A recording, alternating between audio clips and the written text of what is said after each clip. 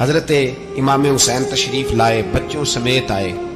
حور بن یزید ایک شخص تھا، حور بن یزید بچے ساتھ ہو، صحرا کا علاقہ ہو، تپتی ہوئی ریت ہو، اتنے کٹھن اور سخت حالات، چاروں جانب موت ہی موت، دور دور تک اپنوں کا نام و نشان کوئی نہیں، اور اکیلے فیصلہ کرنے والے امام حسین، باقی سارے بچے ہیں یا عورتیں، سارے بڑے اکیلے۔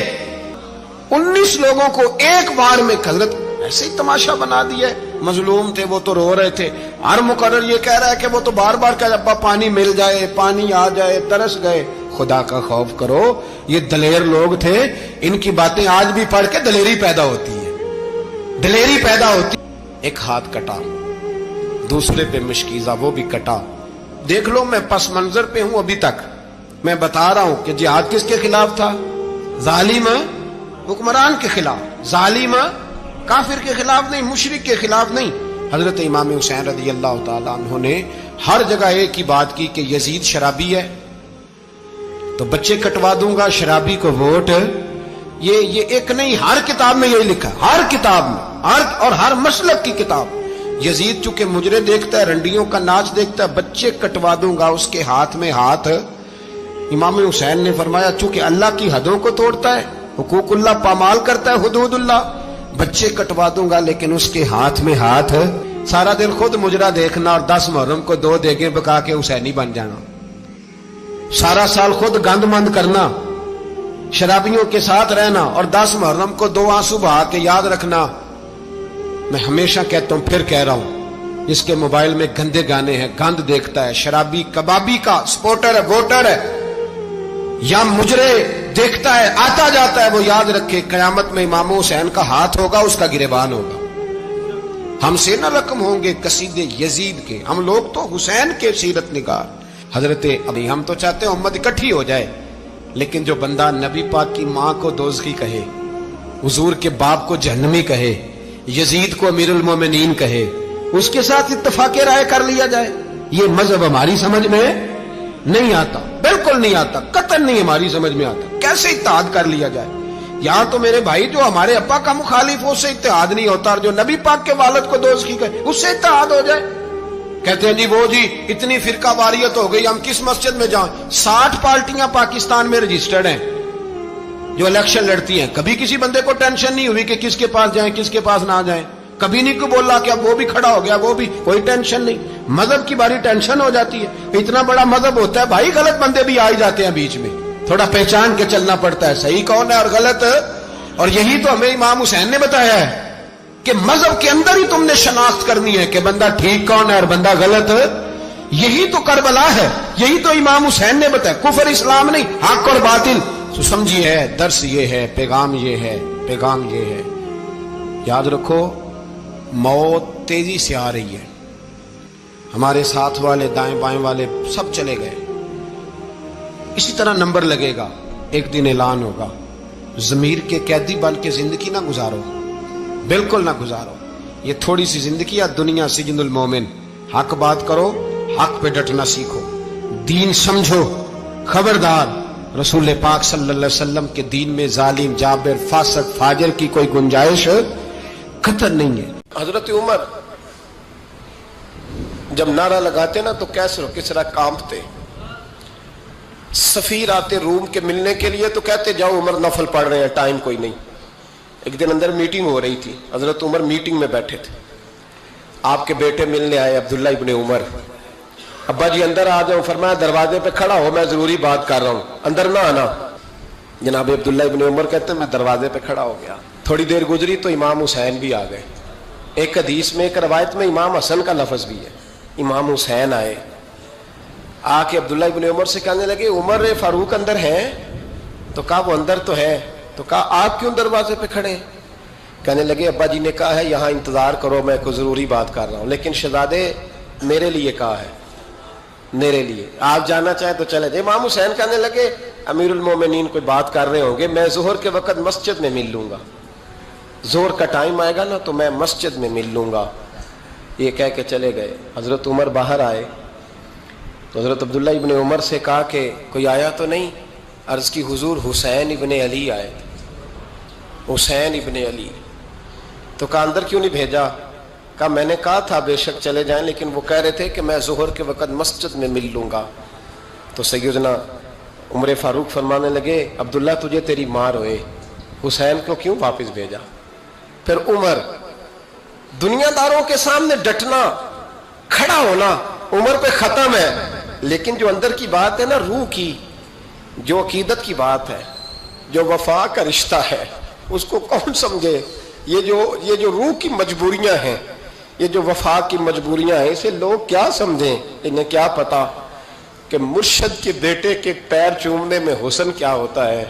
انہیں کیا پتا کہ جب استاد کا بیٹا گھر میں آتا ہے تو دل کرتا ہے مکان بیچ کے اسے دے دیں، اس کے باپ کی نیکیاں بڑی ہیں. جناب عمر فاروق دوڑے گئے، امام حسین کے دروازے پہ دستک دی. امام حسین باہر رکھا، شہزادے یار ملنے آئے تھے، بغیر ملے کیوں آ گئے؟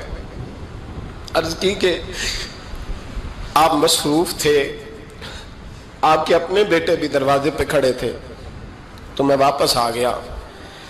امام حسین کہتے عمر جذبات میں آ گئے، سر سے پگڑی گر گئی، کہنے لگے حسین میرے بیٹے کا اور حسین کا کیا مقابلہ؟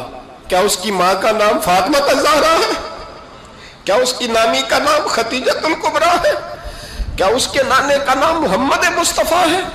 اور پھر سر سے پگڑی اتری تھی، اپنے بال زور سے پکڑ لیے، کہنے لگے حسین میں نا مکے میں اونٹ چرایا کرتا تھا اور ڈنڈوں سے مار کھاتا تھا اپنے باپ سے. یہ جو آج ساری دنیا میں عمر کے نعرے لگتے ہیں، یہ تیرے نانے کا صدقہ ہے. شہزادے میری وفا اور میری وفا میں جب تیرا دل کرے نا توڑ کے آ جایا کر. عمر تو لوگ، ایک دن امام حسین نے آ کے نا جناب فاروق اعظم سے کہا، خطبہ دے رہے تھے بچوں کی طبیعت شروع میں، پتہ نہیں کیا بات آئی امام حسین کے دل میں، کہنے لگے عمر نیچے اترو، یہ میرے نانا کا ممبر ہے. تو حضرت سیدنا عمر، سنو کبھی میرا بھی بچہ آ جائے تو میں کہتا ہوں اس کو پکڑو یار، بچوں کو تو نہیں نا جمعوں میں مطلب ذکر کیا جاتا، اترنا میرے نانے کا ممبر ہے. جناب عمر اتر کے نیچے کھڑے ہو گئے، تو کہا جا کے اپنے نانے کے ممبر پہ بیٹھ. تو حضرت عمر رو پڑے، کہنے لگے شہزادے میرے نانے کا ممبر ہی کوئی نہیں ہے ہی نہیں، یہ ممبر یہ مصلی یہ تیرے نانے کی شان ہے، میرے نانے کا کوئی ممبر نہیں، تیرے ہی نانے کا ممبر ہے. تھوڑی دیر کھڑے رہے تو امام حسین کہنے لگے اچھا کوئی نہیں آپ کے نانے کا ممبر کا نہیں؟ کہا چلو پھر میرے نانے کے ممبر پہ بیٹھ جاؤ، چلو خیر ہے، کوئی نہیں آپ کے نانے کا؟ کہا نہیں. تو کہا کوئی نہیں پھر میرے نانے کے. جب حضرت عمر بیٹھے تو بڑا شاندار جملہ کہا، فرمانے لگے میں ممبر پر مرضی سے نہیں بیٹھا تھا، مجھے ابو بکر نے بٹھایا تھا، اور پھر حسین کے کہنے پہ میں اترا ہوں، اب مجھے حسین نے بٹھایا ہے، اب کسی کی جرأت ہے تو عمر کو اتار کے دکھائے، اب میں حسین کا تیری نسل پاک میں. یار کتنی بے شرمی کی بات ہے، لوگ امام حسین کو باغی کہے. حضور کا وصال ہوا نا تو امام حسن اور امام حسین کی عمریں ابھی 7-8 سال 9 سال کے بیچ تھیں. تو حضرت مولا علی شیر خدا رضی اللہ تعالیٰ عنہ کے ساتھ امام حسن آئے مسجد میں، تو ممبر پہ بیٹھے ہوئے دیکھا حضرت ابوبکر صدیق کو، تو کہنے لگے نیچے اترنا میرے نانا کا ممبر ہے. بچوں کو بڑی پہچان ہوتی ہے نا ابا کے کپڑوں کی، سے پتہ ہوتا ہے کہ یہ میرے نانا کا ہے، یہ میرے نیچے اترو یہ ممبر میرے نانا کا ہے. تو حضرت علی المرتضیٰ نے جلدی سے پکڑا اور پکڑ کے فرمایا ذرا حسین حسن یہ کیا کہہ رہے ہو؟ اب دیکھیں نا بچہ یہاں کسی کا شور کرے تو میں آپ کو جمعہ چھوڑ کے بچے کی تھوڑی سنوں گا، میں کہوں گا کہ بھائی ٹھیک ہو گیا بچے کو لے جاؤ ذرا اسے پیچھے کرو، جمعے کے بعد بات کرتے ہیں. لیکن وہ تھے نا رسول اللہ کے نواسے، اور حضرت ابوبکر صدیق عظمت اور شان کو سمجھتے تھے. انہوں نے کہا نیچے اتریے میرے نانے کا ممبر ہے. تو حضرت صدیق اکبر نیچے اتر کے کھڑے ہو گئے. تو ایک جملہ، باقی بزرگوں نے بھی بڑا کچھ لکھا ہے، پر یہاں ایک بات شاہ عبدالعزیز محدث دہلوی نے لکھی ہے. حضرت صدیق اکبر رو پڑے، کہنے لگے حسن اگر ممبر تیرے نانا کا ہے تو ابو بکر بھی تو تیرے نانا کا ہی ہے نا، یہ کو باہر سے تو نہیں نا آیا، یہ بھی تیرے نانا کا ہے. تو حضرت امام حسن ہنسنے لگے، فرمانے لگے ٹھیک ہو گیا، بیٹھ جائے ممبر پہ پڑھائیں جمعہ. سمجھ آ گئی ہے بات کی، پڑھائیں جمعہ. آپ کی بات کی مجھے سمجھ آ گئی ہے کہ اگر ممبر نانا کا ہے تو ابو بکر بھی تو انہی کا ہے نا جناب صدیق اکبر. کہ نبی پاک علیہ السلام تشریف فرما ہیں، حضور کے صحابہ کی ایک جماعت بارگاہ میں بیٹھی ہے. حضرت صدیق اکبر بھی حضور کے بالکل قریب بیٹھے ہیں، وہ آج بھی حضور کے قریب ہی ہیں. قریب بیٹھے تو اچانک نہ محفل میں حضرت مولا علی شیر خدا تشریف لے آئے. باقی صحابہ بھی اٹھنا چاہ رہے تھے، کوشش ہو رہی تھی، لیکن پتہ ہے سب سے پہلے جگہ کم تھی، کو بندہ ذرا سرکتا یا جگہ بناتا تو جگہ بننا تھی. باقی بھی اٹھنا چاہ رہے تھے، لیکن سب سے پہلے حضرت صدیق اکبر اٹھے. حضرت مولا علی کا بازو پکڑ کے تھام کے حضور کے قریب بٹھایا، خود ذرا تھوڑے سے پیچھے ہو کے بیٹھ گئے. اب بولا نہیں کوئی، وہاں لوگ کم باتیں کرتے تھے، وہاں لوگ بولا ہے پائے نظر ہوش میں آ یہ کوہ نبی ہے. آنکھوں سے بھی چلنا یہاں بے ادبی ہے، لباں تے موراں لگیاں بولن دی جاج بھول گئی، اوتھے زباناں تائیں کھولن دی جاج بھول گئی، تے جا کے مدینے اتھرو میرے سوال بن گئے. حضور کی بارگاہ میں وہاں کو بندہ بات کرے، اللہ نے پہنچایا سرکار کے قدموں میں، صد شکر میں پھر آیا سرکار کے قدموں میں. کچھ لمحے سلامی کو ٹھہرا ہوں مواجہ پر، پھر مجھ کو ادب لایا، پھر مجھ کو ادب لایا سرکار کے قدموں میں. تو حضرت کسی نے گفتگو نہیں کی، حضرت صدیق اکبر نے بازو تھاما اور لا کر کے نا حضرت مولا علی کو حضور کے قریب بٹھایا اور خود سائیڈ پہ جا کے بیٹھ گئے. کوئی بولا نہیں، بات نہیں کی. تب ہم تو باتیں زیادہ کرتے ہیں نا. جا کے سائیڈ پہ بیٹھ گئے، اور کسی نے کیا تبصرہ کرنا تھا، نہ کسی کی جرت تھی، نہ کوئی کرنا چاہتا تھا، نہ کر سکتا تھا. تھوڑی دیر خاموشی رہی، پھر میرے کریم بولے اور حضور بول کے فرمانے لگے دیکھا تم نے ابو بکر نے کیا کیا ہے. اور پھر حضور فرمانے لگے عزت والا ہی کسی کی عزت کو پہچان سکتا ہے، فضل والے ہی اہل فضل کو پہچانا کرتے ہیں. میں ذمہ داری سے کہتا ہوں کہ مولا علی کی شان کو اگر سمجھ سکتے ہیں تو ابو بکر صدیق سمجھ سکتے ہیں، اور حضرت صدیق اکبر کا مقام اگر کوئی جان سکتا ہے تو مولا علی ہی جان سکتے ہیں. آج ہم ذکر کر رہے ہیں نا امام حسین کا. امام حسین رضی اللہ تعالیٰ عنہ، میرے جیسے بندے کی تو زبان نہیں اس قابل نہیں کہ ان کا نام لے سکے. کہاں سیدنا امام حسن اور کہاں سیدنا امام حسین اور کہاں ہم لوگ. ہماری حیثیت ہے، ہم تو یہ تو وہ لوگ ہیں جن کا نام ذریعہ نجات ہے، جن کا تذکرہ ذریعہ نجات ہے. یہ سارے اسی دریائے محبت کی نہریں ہیں جس کو مدینے والے محبوب نے اپنے دست مبارک سے چلایا ہے. حضرت امام حسین رضی اللہ تعالیٰ یہ حضور کی اولاد پاک ہیں. پیروں کو نا تھوڑی مٹی لگ گئی، عمر جوانی کی تھی، داڑھی مبارک ساری سیاہ تھی، کالی تھی. حضرت ابو ہریرہ ان سے سالوں بڑے تھے، امیر المومنین فی الحدیث. حضرت ابو ہریرہ نے دیکھا کہ امام حسین کے مقدس قدموں کو مٹی لگ گئی. کسی سے بھی کہا جا سکتا تھا ذرا امام صاحب کی توجہ کرانا، یہ ذرا مٹی اتار دینا، لیکن حضرت ابو ہریرہ جھٹ سے اٹھے، اپنی پگڑی کھولی، اس کا پلو لیا اور حضرت امام حسین کے پیروں سے مٹی صاف کرنی شروع کر دی. کیوں کہ اہل فضل ہی کسی کی فضیلت کو جان سکتا، عزت والا ہی کسی کو عزت دیتا ہے.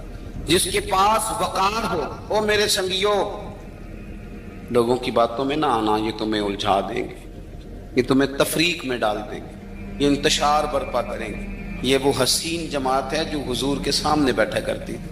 ان سے پیار کرنا، ان سے محبت کرنا.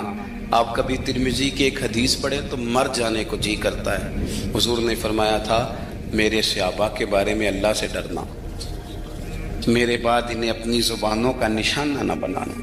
کاش کوئی ان جملوں کا درد سمجھ سکے. فرمایا رب سے ڈرنا، اور کریم فرمانے لگے جس نے ان سے محبت کی میری محبت کی وجہ سے محبت کی، اور جس نے ان سے عداوت رکھی میری وجہ سے رکھی. کبھی بھی کسی میں، اور جو حضور کی اولاد ہے، صحابہ کرام نے ایک جگہ کچھ نذرانہ جمع کیا اور جمع کر کے کہا کہ حضور کی بارگاہ میں پیش کرنا ہے. اخراجات بہت زیادہ ہیں اور ظاہری وسائل اس ترتیب سے نہیں ہیں. یہ نذرانہ ہر مہینے پیش کرنا ہے. جب وہ لے کے حضور کی بارگاہ میں گئے نا تو اللہ نے قرآن نازل کر دیا. فرمایا محبوب ان سے کہہ دو لا اسألکم علیہ اجرا، میں تبلیغ دین پر تم سے کوئی اجر نہیں مانگتا، الا المودۃ فی القربى، بس میرے قریبیوں سے پیار کرتے رہنا، میرے قریبیوں سے محبت کرنا، پیار کرنا قریبیوں سے، حسنین کریمین سے جو حضور کا پیار ہے، جو نبی پاک علیہ السلام کی ان کے ساتھ والہانہ محبت ہے۔ اعلیٰ حضرت بریلوی نے حدیث لکھی ہے، راوی حضرت عثمان غنی ہے رضی اللہ تعالیٰ عنہ۔ حضور سید عالم صلی اللہ تعالیٰ علیہ وآلہ وسلم نے نا گھر میں پیغام بھیجا، فرمایا فاطمہ سے کہو ذرا حسن حسین کو تو بھیجے۔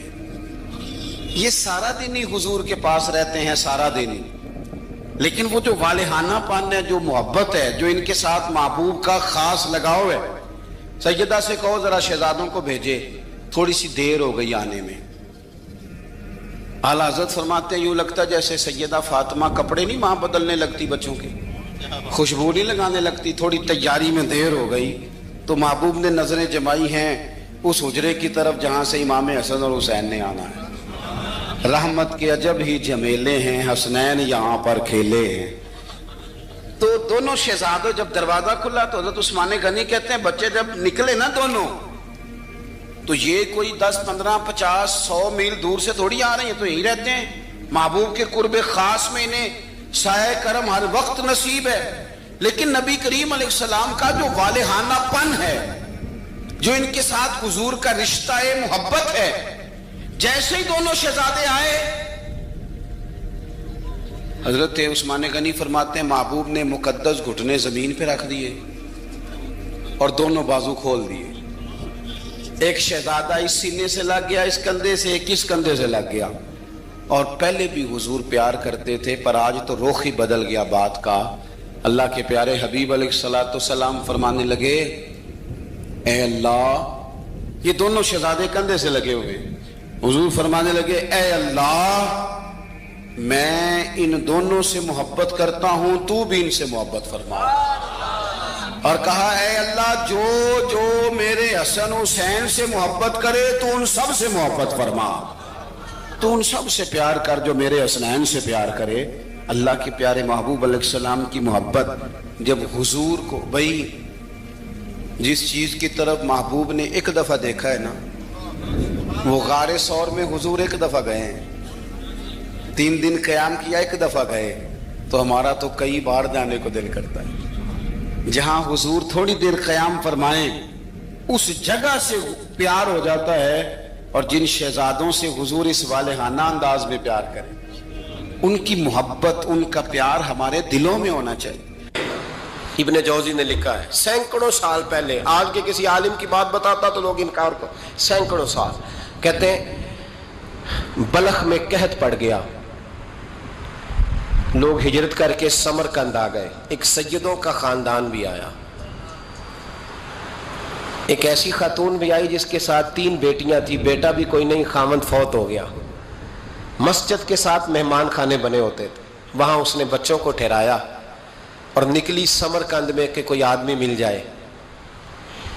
تو وہ سیٹھ صاحب، چودھری صاحب کہنے لگے مجھے کیسے پتا چلے گا تو سید ہے، مجھے بتاؤ، کسی کو چوک میں کھڑا کر کے کہا جائے بتاؤ تو کون ہوتا ہے، اس شخص کا کیا اشر ہوتا ہے، کیا حال ہوتا ہے، کہا کیسے پتا چلے گا؟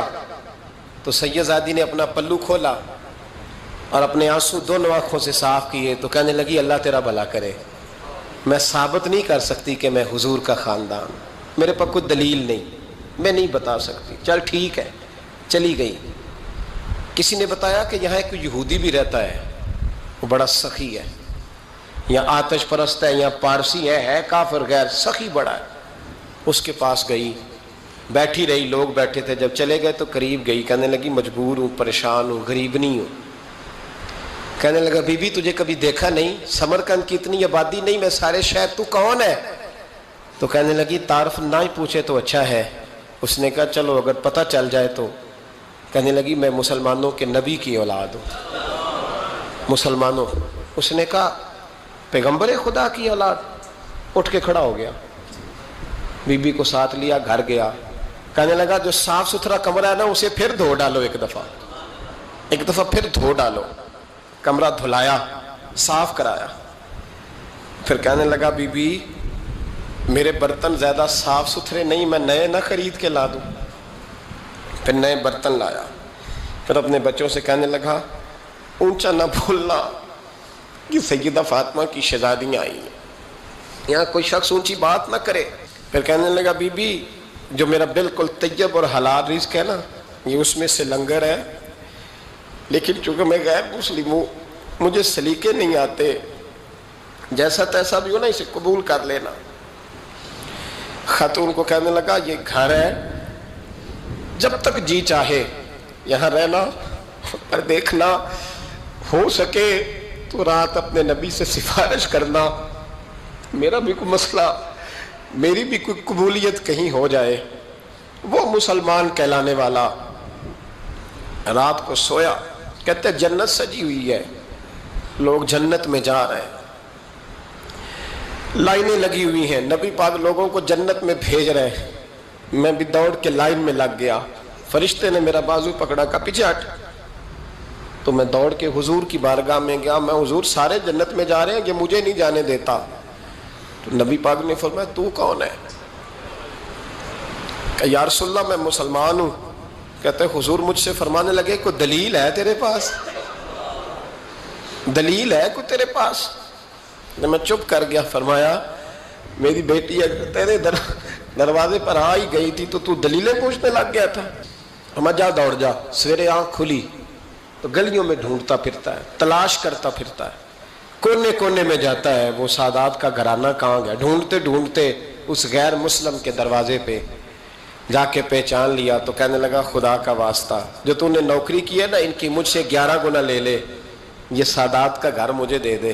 تو کہنے لگا کل تو آتا تو شاید بات اور ہوتی، آج بات اور ہے.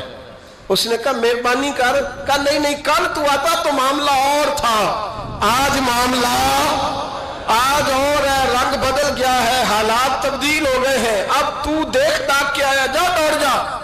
کہنے لگا نہیں مہربانی کر دے دے، تو غیر مسلم میں تیرا کیا تعلق؟ کہنے لگا چپ کر، غیر مسلم میں کل تک تھا، کل سے سجدوں سے پیار کیا ہے تو میرے حالات سنور گئے ہیں. وہ جو نظارے تو نے رات خواب میں دیکھے ہیں میں نے جاگتی آنکھوں سے دیکھے ہیں، میں نے جاگتی آنکھوں سے. اور تو نے کسی مفتی پیر عالم کے ہاتھ پہ کلمہ پڑھا ہے، میں نے رات محمد عربی کے ہاتھ پہ کلمہ پڑھا. اور نبی پاک نے فرمایا علی سے پیار کرنے والا مومن ہے، اور فرمایا بغض علی نفاق، اس کے سینے میں علی کا بغض ہو وہ منافق ہے، وہ منافق ہے. جس کو نبی پاک منافق کہے منافق ہے کہ نہیں؟ ذکر علی عبادہ، النظر الی وجہ علی عبادہ. فرمایا علی کا چہرہ دیکھنا بھی عبادت ہے اور ان کا ذکر کرتے رہنا بھی عبادت ہے. اسلام صرف اخلاقیات کا مذہب نہیں، اخلاق، مسلمان کا اخلاق یہ اس کا پھل ہے، یہ اس کا پتے ہیں، پھول ہیں. لیکن نبی پاک کی غلامی، حضور کی محبت، صحابہ اور اہل بیت کا احترام یہ ایمان کی جڑ ہے. جڑ مضبوط نہ ہو تو نہ پھول اگتے ہیں، نہ پھل آتے ہیں، نہ ٹہنیوں پر کوئی پتا آتا ہے. جڑ کا مضبوط ہونا بڑا ضروری ہے. ان محبتوں کا سینے میں اٹھنا، پہلا پہلو آج کے موضوع کا اس کو ذہن میں رکھیں. محبت کا جوش مارنا، محبت کا جوش مارنا، پیار کا بڑھنا، طبیعت میں ذوق پیدا ہونا، یہ ایمان کی علامت ہے. یعنی حضرت عمر کی بات سن کے دل کا ٹھنڈا ہونا ایمان کی علامت ہے، اور امام حسین کی بات سن کے طبیعت کا سکون میں آنا یہ ایمان کی علامت ہے. حضرت فاطمہ الزہرا کا ذکر ہو اور وجود کے رونگٹے کھڑے ہو جائیں، طبیعت پہ کیف طاری ہو جائے، سیدہ زینب کا تذکر آئے تو آنکھوں میں آنسو چھلک پڑے، یہ ایمان کی علامت ہے. انسان کے وجود پر اثر ہو. لیکن جو آدمی کچی کچی باتیں کرے، کمزور کمزور کمزور کمزور کہانیاں سنائے کہ نہیں جی وہ ٹھیک ہے، اہل بیت ہی اصل تھے، سارا کچھ وہی تھے، صحابہ بس وہ. بھائی جس آدمی کے پیچھے مولا علی نماز پڑھتے ہیں وہ بندہ تجھے قبول کیوں نہیں؟ जिस अबू बकर सिद्दीक के पीछे वो नमाजें पढ़ते हैं तुझे क्यों नहीं कबूल, जिस उमर के वो मुशीर बनते हैं तुझे क्यों नहीं हजरत उमर कबूल, और जिस उस्मान गनी के बारे में मौला अली की ये राय है कि इमाम हसन और हुसैन को तलवारें दे के हजरत उस्मान के दरवाजे पर खड़ा करके कहा बेटा यहां खड़े रहना, कोई दुश्मन उस्मान के करीब ना आने पाए, तो जिस उस्मान के हजरत अली मुहाफिज हैं तुझे वो उस्मान क्यों कबूल नहीं। याद रखो, हम लानत भेजते हैं फिरका वारियत पर, उम्मत को तबाह करते हैं वो लोग जो फिरका वारियत पैदा करते हैं। लेकिन आपको बताऊं, जिस जमात से आपका ताल्लुक है ना, उस जमात की उम्मत मुस्लिमा को जरूरत है। क़यामत भी 10 मुहर्रम को ही आएगी, जुमे का दिन होगा। तो मैं आज दिल को हाजिर नाजर रख के, अपनी तबीयत को हाजिर पा के बाशऊर आपको कह रहा हूं, जाग के सुनना खुदा का वास्ता। आप उस जमात से ताल्लुक रखते हैं, अगर काफिर के सामने इस्लाम का कुछ चेहरा पेश हो सकता है तो सिर्फ सुन्नी का चेहरा पेश हो सकता है, खत्म हो गई बात। वरना कोई सहाबी का बेअदब है, कोई अहले बैत नबूवत का, आज मुझे कह लेने दो, खोल के कह लेने दो। लोग दलीलें देते फिरते हैं, कहते हैं जी एक वो पेंट कोट वाला मौलवी है, उसने ऐनक भी लगाई है, दाढ़ी भी रखी है, पेंट कोट भी पहनता है, उसने जी 1500 बंदा एक दिन मुसलमान कर दिया, एक दिन 1000 मुसलमान कर दिया। पर पता है वो बदबख्त कहता क्या है, वो कहता है अमीरुल मोमिनीन यजीद रदी अल्लाह ताला अन्हु, मैं क्या करूं उसके 1500 मुसलमान को या 2000 उसके कलमा और वो जी बड़ी दलीलें देता है, वो दलीलें संभाल के रखे, वो दलीलें जो जी बड़े लोग उसके साथ होते हैं। तो करबला के मौके पर ज्यादा लोग यजीद के साथ थे, ज्यादा लोग, हम कसरत के कायल नहीं, हम हक के कायल हैं। हम अब छोड़ दो बात, दलाइल की तरफ आओ। अजीब तमाशा है। और एक मौलवी साहब उसकी हिमायत कर रहे थे, कहते नहीं बंदा ठीक है, वो भूल गया था, असल में कसूर उबैदुल्लाह इब्ने ज़ियाद का था, असल में गलती अमर बिन साद की थी, तो यजीद को ज्यादा इल्जाम नहीं देना चाहिए। मैंने कहा बड़ी तुम्हारी करीबी रिश्तेदारी है यजीद के साथ, तो अल्लाह से दुआ क्यों नहीं मांगते कि तुम्हारा हशर यजीद के साथ करे, मांगनी चाहिए ना दुआ। क्या ख्याल है आपका? हम अल्हम्दुलिल्लाह जुमे वाले दिन मस्जिद में बैठ के दुआ करते हैं, या अल्लाह हमारा हशर इमाम हुसैन के गुलामों में करना।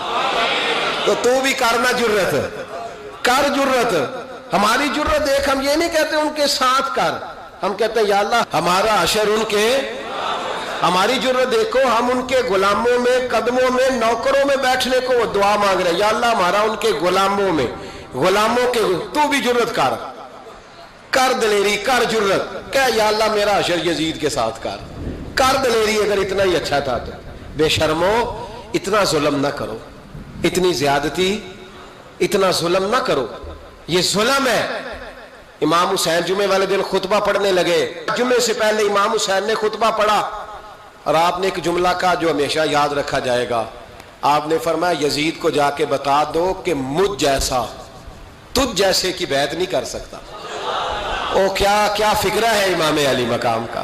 फरमाने लगे मुझ जैसा तुझ जैसे की बैत, और आप फरमाने लगे बताओ इस वक्त पूरी दुनिया में कोई नबी का नवासा मौजूद है मेरे सिवा?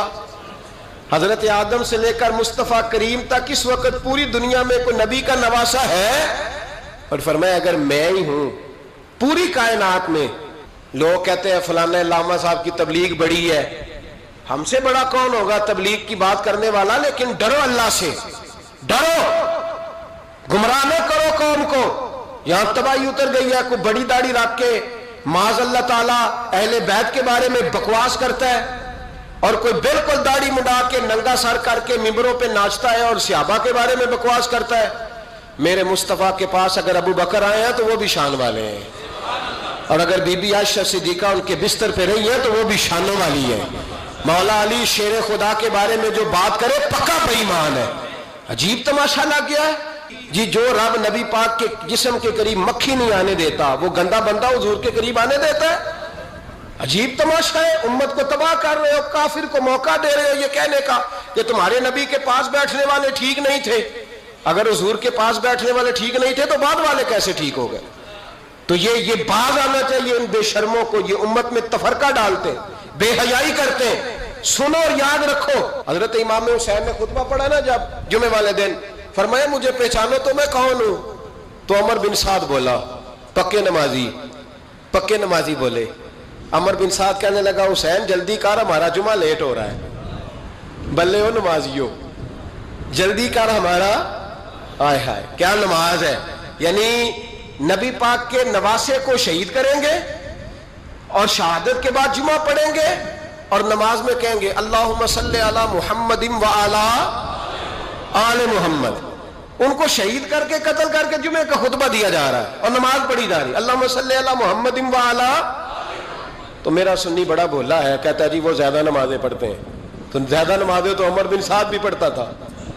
تو بھولا او خدا کے. دیکھیں نا جتنی نماز کی اخلاق کی بات شاید میں کرتا ہوں, آپ کو جماعت میں کم لوگ ملیں گے, لیکن یاد رکھنا نماز عقیدہ نہیں, روزہ عقیدہ نہیں. عقیدہ حسین ہے, عقیدہ حسن ہے, عقیدہ علی ہے, عقیدہ عثمان غنی ہے, عقیدہ عمر فاروق ہے. میں اس شخص کو کیا کروں, مجھے اس شخص کی کیا ضرورت ہے جو ممبر پہ بیٹھ کے کہتا ہے حسین ابن علی باغی تھے. وہ شخص, اس کی نماز روزہ حج زکات دیکھا جائے گا. آؤ قرآن مجید سورہ شورا آیت نمبر 23, گھر جا کے قرآن مجید کھولو, یہ والی آیتیں بھی پڑھا کرو, یہ والی بھی کھولا کرو. صحابہ جمع ہو کے نبی پاک کے پاس آئے, عرض کی یا رسول اللہ صلی اللہ علیہ وسلم آپ کے خرچے زیادہ ہیں, آمدن کا ذریعہ کوئی نہیں. جس طرح آج لوگ ہر پیر صاحب سے نہیں پوچھ رہے, علامہ صاحب سے, کہ آپ کام کوئی نہیں کرتے, کپڑے پھر بھی سفید پہنتے ہیں, کیا ذرائع آمدن ہے, پھر بھی آپ گاڑی میں گھومتے ہیں. ہمارا تو پروگرام تھا مولوی بھوکا مر جائے, پر اس کے پاس آتے ہیں تو یہ تازی چائے پلاتا ہے. کیا مطلب, کس طرح کا رویہ ہے. صحابہ کے بار وہ یہ نہیں سوچتے تھے آتے کام, وہ کہتے تھے آگے بڑھ کے حصہ ڈالے. وہ سارے آگے بڑھے, کہا یا رسول اللہ صلی اللہ علیہ وسلم اخراجات زیادہ ہیں, ذرائع آمدن بظاہر کوئی نہیں, نذرانوں پہ اعتراض نہ کیا کرو. نذرانہ دینا نبی پاک کی سنت ہے, نذرانہ قبول کر لینا نبی پاک کی, بولو, حضور کی سنت ہے. تو صحابہ جمع ہو کے آئے, ایک جگہ پہ میٹنگ کی, کہا تھوڑے سے پیسے ہر مہینے پیش کریں گے. تو حضور سے بات کون کرے گا پیسوں کی, کہا ہم نے نہیں کرنی, نبی پاک کے چچا جناب عباس کریں گے. حضرت عباس رضی اللہ تعالیٰ عنہ کے ذمہ لگایا گیا. جناب عباس آئے, حضرت عباس رضی اللہ تعالیٰ عنہ پیسے لے کے آئے, اور سیانے بندے تھے, انہوں نے بڑی سمجھداری والی عقل مندی والی بات چھیڑی. یہ نہیں کہا کہ حضور ہم یہ نذرانہ دیں گے, کہنے لگے یا رسول اللہ ہمیں پتہ ہے آپ کی مذہبی مصروفیت اتنی ہے کہ آپ کو ٹائم نہیں ملتا کاروبار کرنے کا, اگر آپ کام کریں گے تو پھر آپ کس طرح کر کے دین کا کام ہو سکے گا. اور یا رسول اللہ آپ نے جو ہمارے لیے کیا ہے اس کا ہم بدلہ نہیں دے سکتے, ایک حرف کا بدلہ نہیں دے سکتے. حضور یہ تھوڑا سا نذرانہ ہر مہینے لایا کریں گے, قبول کر لیں.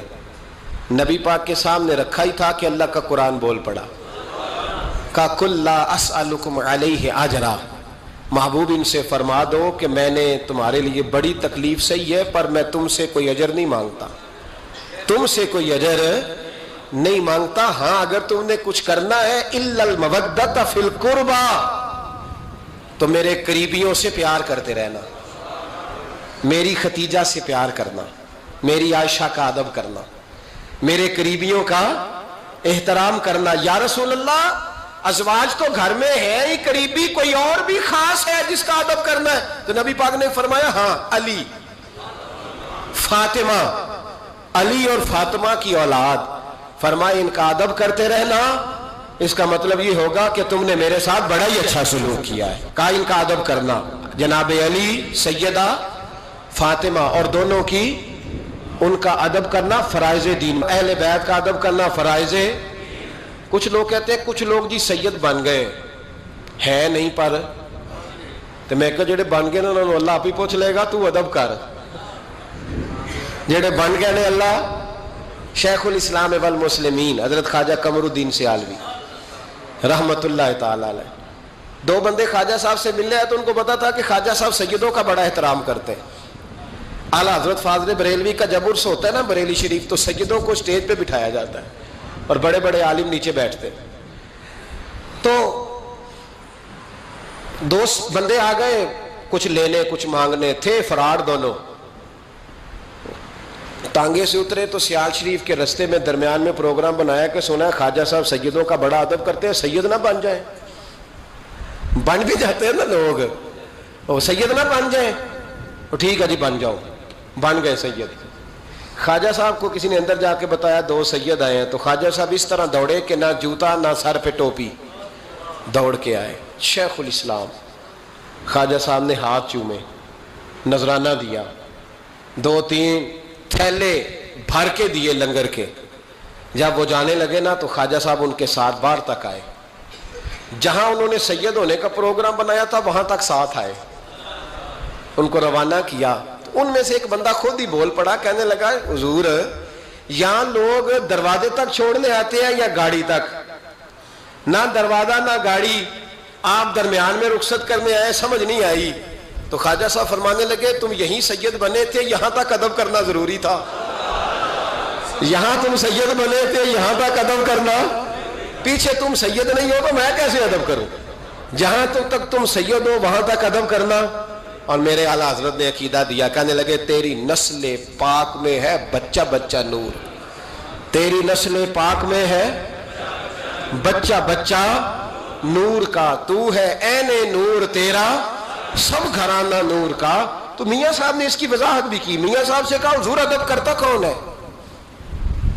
سارے تو ادب کرتے نہیں. تو میں دور نہیں نہ جاتا، پرانے محدثین نہیں پوچھتا، یہ کشمیر میں میاں محمد بخش صاحب سے پوچھ لیتے حضور ادب کرتا کون ہے؟ تو میاں صاحب فرمانے لگے اصلا نال جے نیکی کریے. کنہ نال؟ اصلا نال جے نیکی کریے تو نسلہ تاک نہیں پھول دے. ہاں بے اصلا نال نیکی کریے تو پھول کنڈیاں نال تول دے. بے اصلا فرمانے لگے جو اصل ہوگا نا اخلاق کا، کردار کا، خاندان کا اصل، وہ ہمیشہ مصطفیٰ کے صحابہ کا بھی احترام کرے گا اور اہل بیت نبوت کا بھی ان کا ادب کرے. سنیں نبی پاک نے کیا فرمایا. ترمذی میں حدیث ہے، نبی پاک نے خطبہ حجت الوداع دیا. لوگ ہمیں کہتے ہیں نماز روزہ حج زکوٰۃ اس سے آگے نہ جاؤ. حضور نے خطبہ دیا، فرمایا میں تمہیں 2 چیزیں دے کے جا رہا ہوں، اگر تھام کے رکھو گے تو گمراہی تمہارے پاس نہیں آئے گی. یا رسول اللہ کون کون سی؟ فرمانے لگے ایک میں تمہیں قرآن دے کے جا رہا ہوں، دوسرا اپنا خاندان دے کے جا رہا ہوں. ان کو تھام کے رکھنا، گمراہی کبھی تمہارے پاس. ان کو تھام. سنو حضرت اسامہ بن زید رضی اللہ تعالیٰ عنہ. حضرت اسامہ آپ فرماتے ہیں مجھے نبی پاک سے کوئی کام تھا. یہ بھی ترمذی کی حدیث ہے. کہتے ہیں میں حضور سے ملنے گیا تو میں نے نا حضور سے بات چھیڑی، نبی پاک سے میں نے ذکر چھیڑا. جب وہ بات میں نے کرنی شروع کی نا تو حضور نے چادر اوڑی ہوئی تھی، بکل جس کو مارتے ہیں، کہتے ہیں چادر اوڑی ہوئی تھی تو نبی پاک کی نا چادر میں 2 چیزیں حرکت کر رہی. تو جناب اسامہ بن زید رضی اللہ تعالیٰ عنہ فرماتے ہیں بات کرتے کرتے میری توجہ جب ادھر گئی تو میں اصل بات ہی بھول گیا.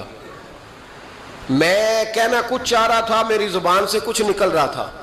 کیونکہ جب توجہ بٹ جاتی ہے نا، اس لیے توجہ بٹ جائے تو پھر لفظوں کا حسن برقرار نہیں رہتا. تو جناب اسامہ بن زید کہتے ہیں میں کہنا کچھ چاہ رہا تھا، میرے منہ سے نکلتا کچھ اور تھا. تو سرکار سمجھ گئے. تو حضور صلی اللہ علیہ وسلم مسکرا کے کہنے لگے بھول گئے ہو نا بات؟ تو میں نے کہا حضور بھول گیا ہوں. تو کہتے ہیں میں بھی ان سے کب سے کہہ رہا ہوں کہ باز آ جاؤ، لیکن یہ نہیں آ رہے. کہتے ہیں میں اور پریشان ہوا کہ یہ کن سے حضور کہہ رہے ہیں. تو نبی پاک نے چادر مبارک کو کھولا، ایک بغل سے امام حسن نکلے، دوسرے سے امام حسین نکلے. یہاں بھی ملا پریشان ہے، بڑی ٹینشن میں ہے. کہتا ہے جی ہر نانا ہی اپنے نواسوں سے پیار کرتا ہے. تو میں نے کہا بے وقوف، یہ عام نانا نہیں، یہ وہ والے نانا ہے جن کے بارے میں اللہ کہتا ہے وما ینطق عن الہویٰ ان هو الا وحی یوحیٰ. فرمایا میرے محبوب اتنی دیر تک بولتے نہیں جب تک میں حکم نہیں کر دیتا. تو امام حسن اور حسین کا پیار بھی اللہ کا حکم تھا، اس لیے ہو رہا تھا. فرماتے ہیں جب نبی پاک کی بغلوں سے وہ دونوں نکلے نا تو میں نے حضور کی آنکھوں میں چمک دیکھی، نور دیکھا. اور جیسے بندہ کسی سے پیار کرتا ہے تو چہرہ بھی بتا نہیں رہا ہوتا. آج کل کی زبان میں کہتے ہیں باڈی لینگویج، اس کی باڈی لینگویج بھی بتاتی ہے کہ یہ جو بات کر رہا ہے نا یہ طاری ہے. تو محبوب فرمانے لگے اسامہ یہ دونوں میرے بیٹے ہیں، یہ دونوں میرے بیٹے ہیں کیونکہ میری بیٹی کے بیٹے ہیں. اور فرمایا اسامہ میں ان سے بڑا پیار کرتا ہوں. کاش امت ان لفظوں کو سمجھ جائے. حضور نے فرمایا میں ان سے بڑا پیار کرتا ہوں, میں بڑا پیار کرتا ہوں, اور میں نے رب سے دعا کی ہے یا اللہ جو ان سے پیار کرے تو اس سے پیار کرتا. میں نے یہ دعا کی ہے اے اللہ جو ان سے پیار کرے تو اس سے بھی پیار کرنا. حضرت امام حسنین, پہلی بات یہ ہے کہ ان کا پیار ایمان کا حصہ ہے, ان کا پیار ایمان کا حصہ ہے. ان سے جو پیار نہ کرے گا وہ صاحب ایمان. ایک دن حضور گزر رہے تھے. اصل اس طرح تھا کہ یہ نبی پاک کا حجرہ تھا. جن لوگوں کو اللہ نے مدینے کی زیارت کرائی ہے وہ جان سکتے ہیں نبی پاک کا حجرہ تھا. تو حضور کے حجرے کی اس جانب یعنی مسجد کی جو بالکل سیدھ ہے اس کی بیک میں سیدہ فاطمہ رہتی. تو حضور اکثر نہ نماز کے لیے جب نکلتے تو حضرت فاطمہ کے حجرے کے پاس سے ہو کر دوبارہ محراب میں جاتے. محبوب حجرے کے پاس سے گزرے تو امام حسین رو رہے تھے. تو حضرت فاطمہ نے کسی بات میں جھڑک دیا تو امام حسین رونے لگے. تو نبی پاک نماز کے لیے گئے تو واپس لوٹ آئے اور واپس تشریف لا کے کہا فاطمہ حسین کو کیا ہوا؟ عرض کی یا رسول اللہ تنگ کر رہے تھے میں نے ڈانٹ دیا ہے. کیا خوبصورت جملے ہیں حدیث پاک میں. سرکار نے فرمایا فاطمہ اس کو حسین کو نہ رونے نہ دیا کر, یہ جب روتا ہے نا تو میرے دل کو تکلیف ہوتی ہے. تو بی بی صاحبہ کہتی ہیں یہ حکم آیا نبی پاک کا میرے نام, پھر میں نے ڈانٹنا چھوڑ دیا. یہ ان کے فضائل تھے کم, ان کی تربیت خود نبی پاک نے فرمائی, خود ڈیوٹی. میں کسی منطق کا میں اب تو اللہ تعالیٰ معاف کرے, پہلے ہم لوگوں کو کہتے تھے فلانی مجلس میں نہ جانا فلانی, اب تو مصیبت بن گئی ہے, جانے کی ضرورت نہیں, ہر شے موبائل میں آ گئی. مجھے بھیجتے ہیں کہتے ہیں حضرت صاحب یہ ذرا سننا, یہ ذرا سننا. کل کراچی سے کچھ مہمان آ گئے تو اب بچوں نے وہ کلپ سنبھال کے یہ مولوی دیکھو کیا کہتا ہے. اب آیتیں پڑھی جا رہی ہیں قرآن پاک کی, اتنا ٹکڑا یہاں سے لیتے ہیں, اتنا ٹکڑا یہاں سے لیتے ہیں اور ملا کے پتہ نہیں کون سا مکسچر بنا رہے ہیں. کسی آیت کا ترجمہ نہیں, کوئی واضح حدیث نہیں. ایسے ہوا ہوگا پھر اس کو اس سے جوڑ لیں تو کیا بنتا ہے, اتنی جمع کر لیں. یہ کون سا دین ہے جو توڑ مروڑ کے بیان کر رہے ہیں؟ کون سا مذہب ہے؟ دین تو واضح کھلی کتاب ہے. اب ہمارا یہ شوق ہے, ہم ہر تماشا دیکھنا چاہتے ہیں, ہم اپنے لوگوں کی قدر نہیں کرتے اور بڑی بڑی دور جا کے ہم غلط معاملات میں جاتے ہیں, پھر ذہن ہمارے شکوک کا شکار ہوتے ہیں. ہمیں سمجھنا چاہیے کوئی ایسی کسی دلیل کی ضرورت نہیں ہے. جب ان کے واضح چیزیں ان کی کتابیں میں موجود ہے, حدیث میں موجود ہے, قرآن مجید میں ان کے فضائل کھل کے موجود ہے, تو دور جانے کی کیا ضرورت. حضور ان کی ٹریننگ کراتے تھے. پہلی بات تو یہ ہے کہ نبی پاک نے دعا مانگی تھی یا اللہ میرے گھر والوں کو زیادہ روزی نہ دینا, انہیں ایک وقت روٹی دینا, ایک وقت کی بھوک دینا. یہ جو 10 دن کربلا میں انہیں ٹینشن نہیں نہ ہوئی, انہیں عادت تھی فاقہ کرنے کی, انہیں 3 دن وصلی روزے رکھنے کی عادت تھی. پہلی بات. دوسرا یہ کہ جہاد کی تربیت حضور خود کراتے تھے. حضرت فاطمہ زہرا کہتی میں پردے کے پیچھے دیکھ رہی تھی, نبی پاک نے امام حسن اور حسین سے فرمایا چلو میرے سامنے کشتی لڑو. تو دونوں حضرات آپس میں جب کشتی لڑنے لگے تو نبی پاک نا امام حسن کو کہتے ہیں حسن حسین کو ٹانگوں سے پکڑو. انسان کے وجود پر اثر ہو, لیکن جو آدمی کچی کچی باتیں کرے, کمزور کہانیاں سنائے کہ نہیں جی وہ ٹھیک ہے اہل بیت ہی اصل تھے, سارا کچھ وہی تھے, صحابہ بس وہ. بھائی جس آدمی کے پیچھے مولا علی نماز پڑھتے ہیں وہ بندہ تجھے قبول کیوں نہیں؟ جس ابو بکر صدیق کے پیچھے وہ نمازیں پڑھتے ہیں تجھے کیوں نہیں قبول؟ جس عمر کے وہ مشیر بنتے ہیں تجھے کیوں نہیں حضرت عمر قبول؟ اور جس عثمان غنی کے بارے میں مولا علی کی یہ رائے ہے کہ امام حسن اور حسین کو تلواریں دے کے حضرت عثمان کے دروازے پر کھڑا کر کے کہا بیٹا یہاں کھڑے رہنا, کوئی دشمن عثمان کے قریب نہ آنے پائے. تو جس عثمان کے حضرت علی محافظ ہیں تجھے وہ عثمان کیوں قبول نہیں؟ یاد رکھو ہم لعنت بھیجتے ہیں فرقہ واریت پر, امت کو تباہ کرتے ہیں وہ لوگ جو فرقہ واریت پیدا کرتے ہیں. لیکن آپ کو بتاؤں جس جماعت سے آپ کا تعلق ہے نا اس جماعت کی امت مسلمہ کو ضرورت ہے. قیامت بھی 10 محرم کو ہی آئے گی, جمعے کا دن ہوگا. تو میں آج دل کو حاضر ناظر رکھ کے اپنی طبیعت کو حاضر پا کے باشعور آپ کو کہہ رہا ہوں جاگ کے سننا خدا کا واسطہ. آپ اس جماعت سے تعلق رکھتے ہیں, اگر کافر کے سامنے اسلام کا کوئی چہرہ پیش ہو سکتا ہے تو صرف سنی کا چہرہ پیش ہو سکتا ہے. ختم ہو گئی بات. ورنہ کوئی صحابی کا بے ادب ہے, کوئی اہل بیت نبوت کا آج مجھے کہہ لینے دو, کھول کے کہہ لینے دو. لوگ دلیلیں دیتے پھرتے ہیں, کہتے ہیں جی ایک وہ پینٹ کوٹ والا مولوی ہے, اس نے اینک بھی لگائی ہے, داڑھی بھی رکھی ہے, پینٹ کوٹ بھی پہنتا ہے, اس نے جی 1500 بندہ ایک دن مسلمان کر دیا, ایک دن 1000 مسلمان کر دیا. پر پتہ ہے وہ بدبخت کہتا کیا ہے؟ وہ کہتا ہے امیر المومنین یزید رضی اللہ تعالیٰ عنہ. میں کیا کروں اس کے 1500 مسلمان کو یا 2000 اس کے کلمہ اور وہ جی بڑی دلیلیں دیتا ہے. وہ دلیلیں سنبھال کے رکھے, وہ دلیلیں جو جی بڑے لوگ اس کے ساتھ ہوتے ہیں. تو کربلا کے موقع پر زیادہ لوگ یزید کے ساتھ تھے, زیادہ لوگ.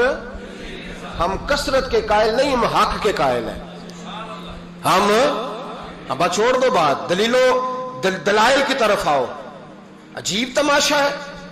اور ایک مولوی صاحب اس کی حمایت کر رہے تھے, کہتے نہیں بندہ ٹھیک ہے, وہ بھول گیا تھا, اصل میں قصور عبید اللہ ابن زیاد کا تھا, اصل میں غلطی عمر بن سعد کی تھی, تو یزید کو زیادہ الزام نہیں دینا چاہیے. میں نے کہا بڑی تمہاری قریبی رشتہ داری ہے یزید کے ساتھ, تو اللہ سے دعا کیوں نہیں مانگتے کہ تمہارا حشر یزید کے ساتھ کرے؟ مانگنی چاہیے نا دعا. کیا خیال ہے آپ کا؟ ہم الحمدللہ جمعے والے دن مسجد میں بیٹھ کے دعا کرتے ہیں, یا اللہ ہمارا حشر امام حسین کے غلاموں میں کرنا. تو بھی کرنا جرت کر, جرت ہماری جرت دیکھ. ہم یہ نہیں کہتے ان کے ساتھ کر, ہم کہتے ہیں یا اللہ ہمارا حشر ان کے. ہماری جرت دیکھو, ہم ان کے غلاموں میں, قدموں میں, نوکروں میں بیٹھنے کو وہ دعا مانگ رہے ہیں, یا اللہ ہمارا ان کے غلاموں میں, غلاموں کے.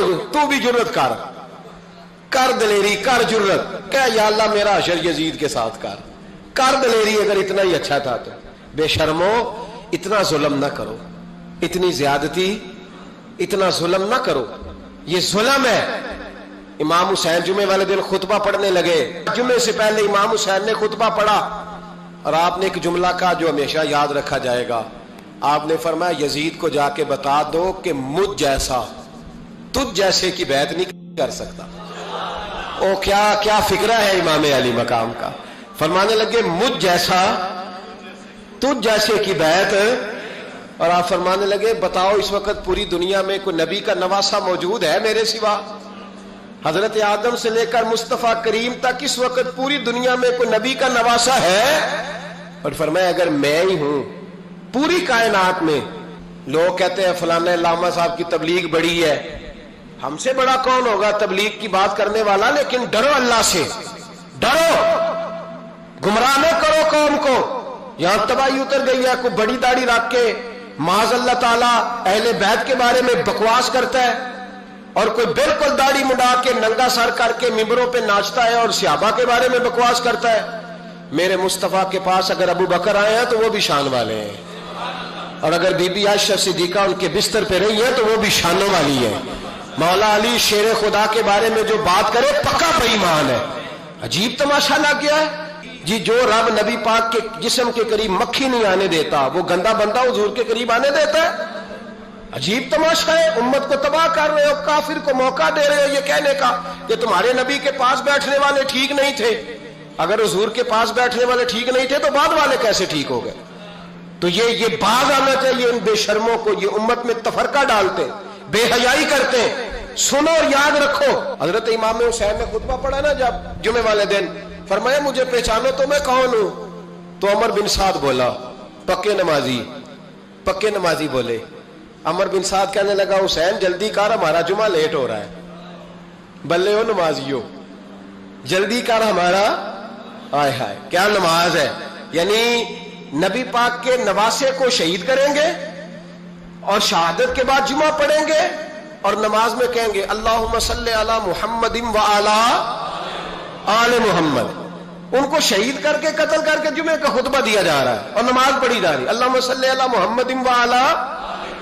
تو میرا سنی بڑا بولا ہے, کہتا ہے جی وہ زیادہ نمازیں پڑھتے ہیں. تو زیادہ نمازیں تو عمر بن سعد بھی پڑھتا تھا. تو بولا او خدا کے دیکھے نا, جتنی نماز کی اخلاق کی بات شاید میں کرتا ہوں, آپ کو جماعت میں کم لوگ ملیں گے, لیکن یاد رکھنا نماز عقیدہ نہیں, روزہ عقیدہ نہیں. عقیدہ حسین ہے, عقیدہ حسن ہے, عقیدہ علی ہے, عقیدہ عثمان غنی ہے, عقیدہ عمر فاروق ہے. میں اس شخص کو کیا کروں؟ مجھے اس شخص کی کیا ضرورت ہے جو ممبر پہ بیٹھ کے کہتا ہے حسین ابن علی باغی تھے؟ وہ شخص، اس کی نماز روزہ آج زکات دیکھا جائے گا؟ آؤ قرآن مجید سورہ شورا آیت نمبر 23، گھر جا کے قرآن مجید کھولو، یہ والی آیتیں بھی پڑھا کرو، یہ والی بھی کھولا کرو۔ صحابہ جمع ہو کے نبی پاک کے پاس آئے، عرض کی یا رسول اللہ صلی اللہ علیہ وسلم آپ کے خرچے زیادہ ہیں، آمدن کا ذریعہ کوئی نہیں۔ جس طرح آج لوگ ہر پیر صاحب سے نہیں پوچھ رہے، علامہ صاحب سے، کہ آپ کام کوئی نہیں کرتے، کپڑے پھر بھی سفید پہنتے ہیں، کیا ذرائع آمدن ہے، پھر بھی آپ گاڑی میں گھومتے ہیں۔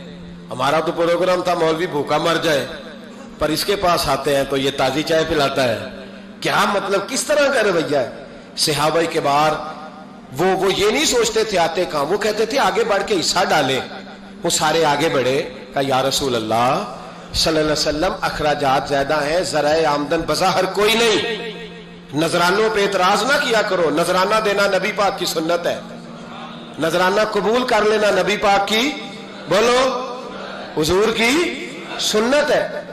تو صحابہ جمع ہو کے آئے، ایک جگہ پہ میٹنگ کی، کہا تھوڑے سے پیسے ہر مہینے پیش کریں گے۔ تو حضور سے بات کون کرے گا پیسوں کی؟ کہا ہم نے نہیں کرنی، نبی پاک کے چچا جناب عباس کریں گے۔ حضرت عباس رضی اللہ تعالیٰ عنہ کے ذمے لگایا گیا، جناب عباس آئے، حضرت عباس رضی اللہ تعالیٰ عنہ پیسے لے کے آئے، اور سیانے بندے تھے، انہوں نے بڑی سمجھداری والی، عقل مندی والی بات چھیڑی۔ یہ نہیں کہا کہ حضور ہم یہ نذرانہ دیں گے، کہنے لگے یا رسول اللہ ہمیں پتہ ہے آپ کی مذہبی مصروفیت اتنی ہے کہ آپ کو ٹائم نہیں ملتا کاروبار کرنے کا، اگر آپ کام کریں گے تو پھر آپ کس طرح کر کے دین کا کام ہو سکے گا، اور یا رسول اللہ آپ نے جو ہمارے لیے کیا ہے اس کا ہم بدلہ نہیں دے سکتے، ایک حرف کا بدلہ نہیں دے سکتے، حضور یہ تھوڑا سا نذرانہ ہر مہینے لایا کریں گے، قبول کر لیں۔ نبی پاک کے سامنے رکھا ہی تھا کہ اللہ کا قرآن بول پڑا، کا کل لا اسألکم علیہ اجرا، محبوب ان سے فرما دو کہ میں نے تمہارے لیے بڑی تکلیف سہی ہے، پر میں تم سے کوئی اجر نہیں مانگتا، تم سے کوئی اجر نہیں مانگتا، ہاں اگر تم نے کچھ کرنا ہے الا المودۃ فی القربى، تو میرے قریبیوں سے پیار کرتے رہنا، میری ختیجہ سے پیار کرنا، میری عائشہ کا ادب کرنا، میرے قریبیوں کا احترام کرنا۔ یا رسول اللہ ازواج تو گھر میں ہے ہی، قریبی کوئی اور بھی خاص ہے جس کا ادب کرنا ہے؟ تو نبی پاک نے فرمایا ہاں، علی، فاطمہ، علی اور فاطمہ کی اولاد، فرمایا ان کا ادب کرتے رہنا، اس کا مطلب یہ ہوگا کہ تم نے میرے ساتھ بڑا ہی اچھا سلوک کیا ہے۔ کہا ان کا ادب کرنا، جناب علی، سیدہ فاطمہ، اور دونوں کی ان کا ادب کرنا فرائض دین، اہل بیت کا ادب کرنا فرائض۔ کچھ لوگ کہتے ہیں کچھ لوگ جی سید بن گئے ہیں نہیں، پر تو میں کہ جڑے بن گئے انہوں نے اللہ آپ ہی پوچھ لے گا، تو ادب کر، جڑے بن گئے نے اللہ۔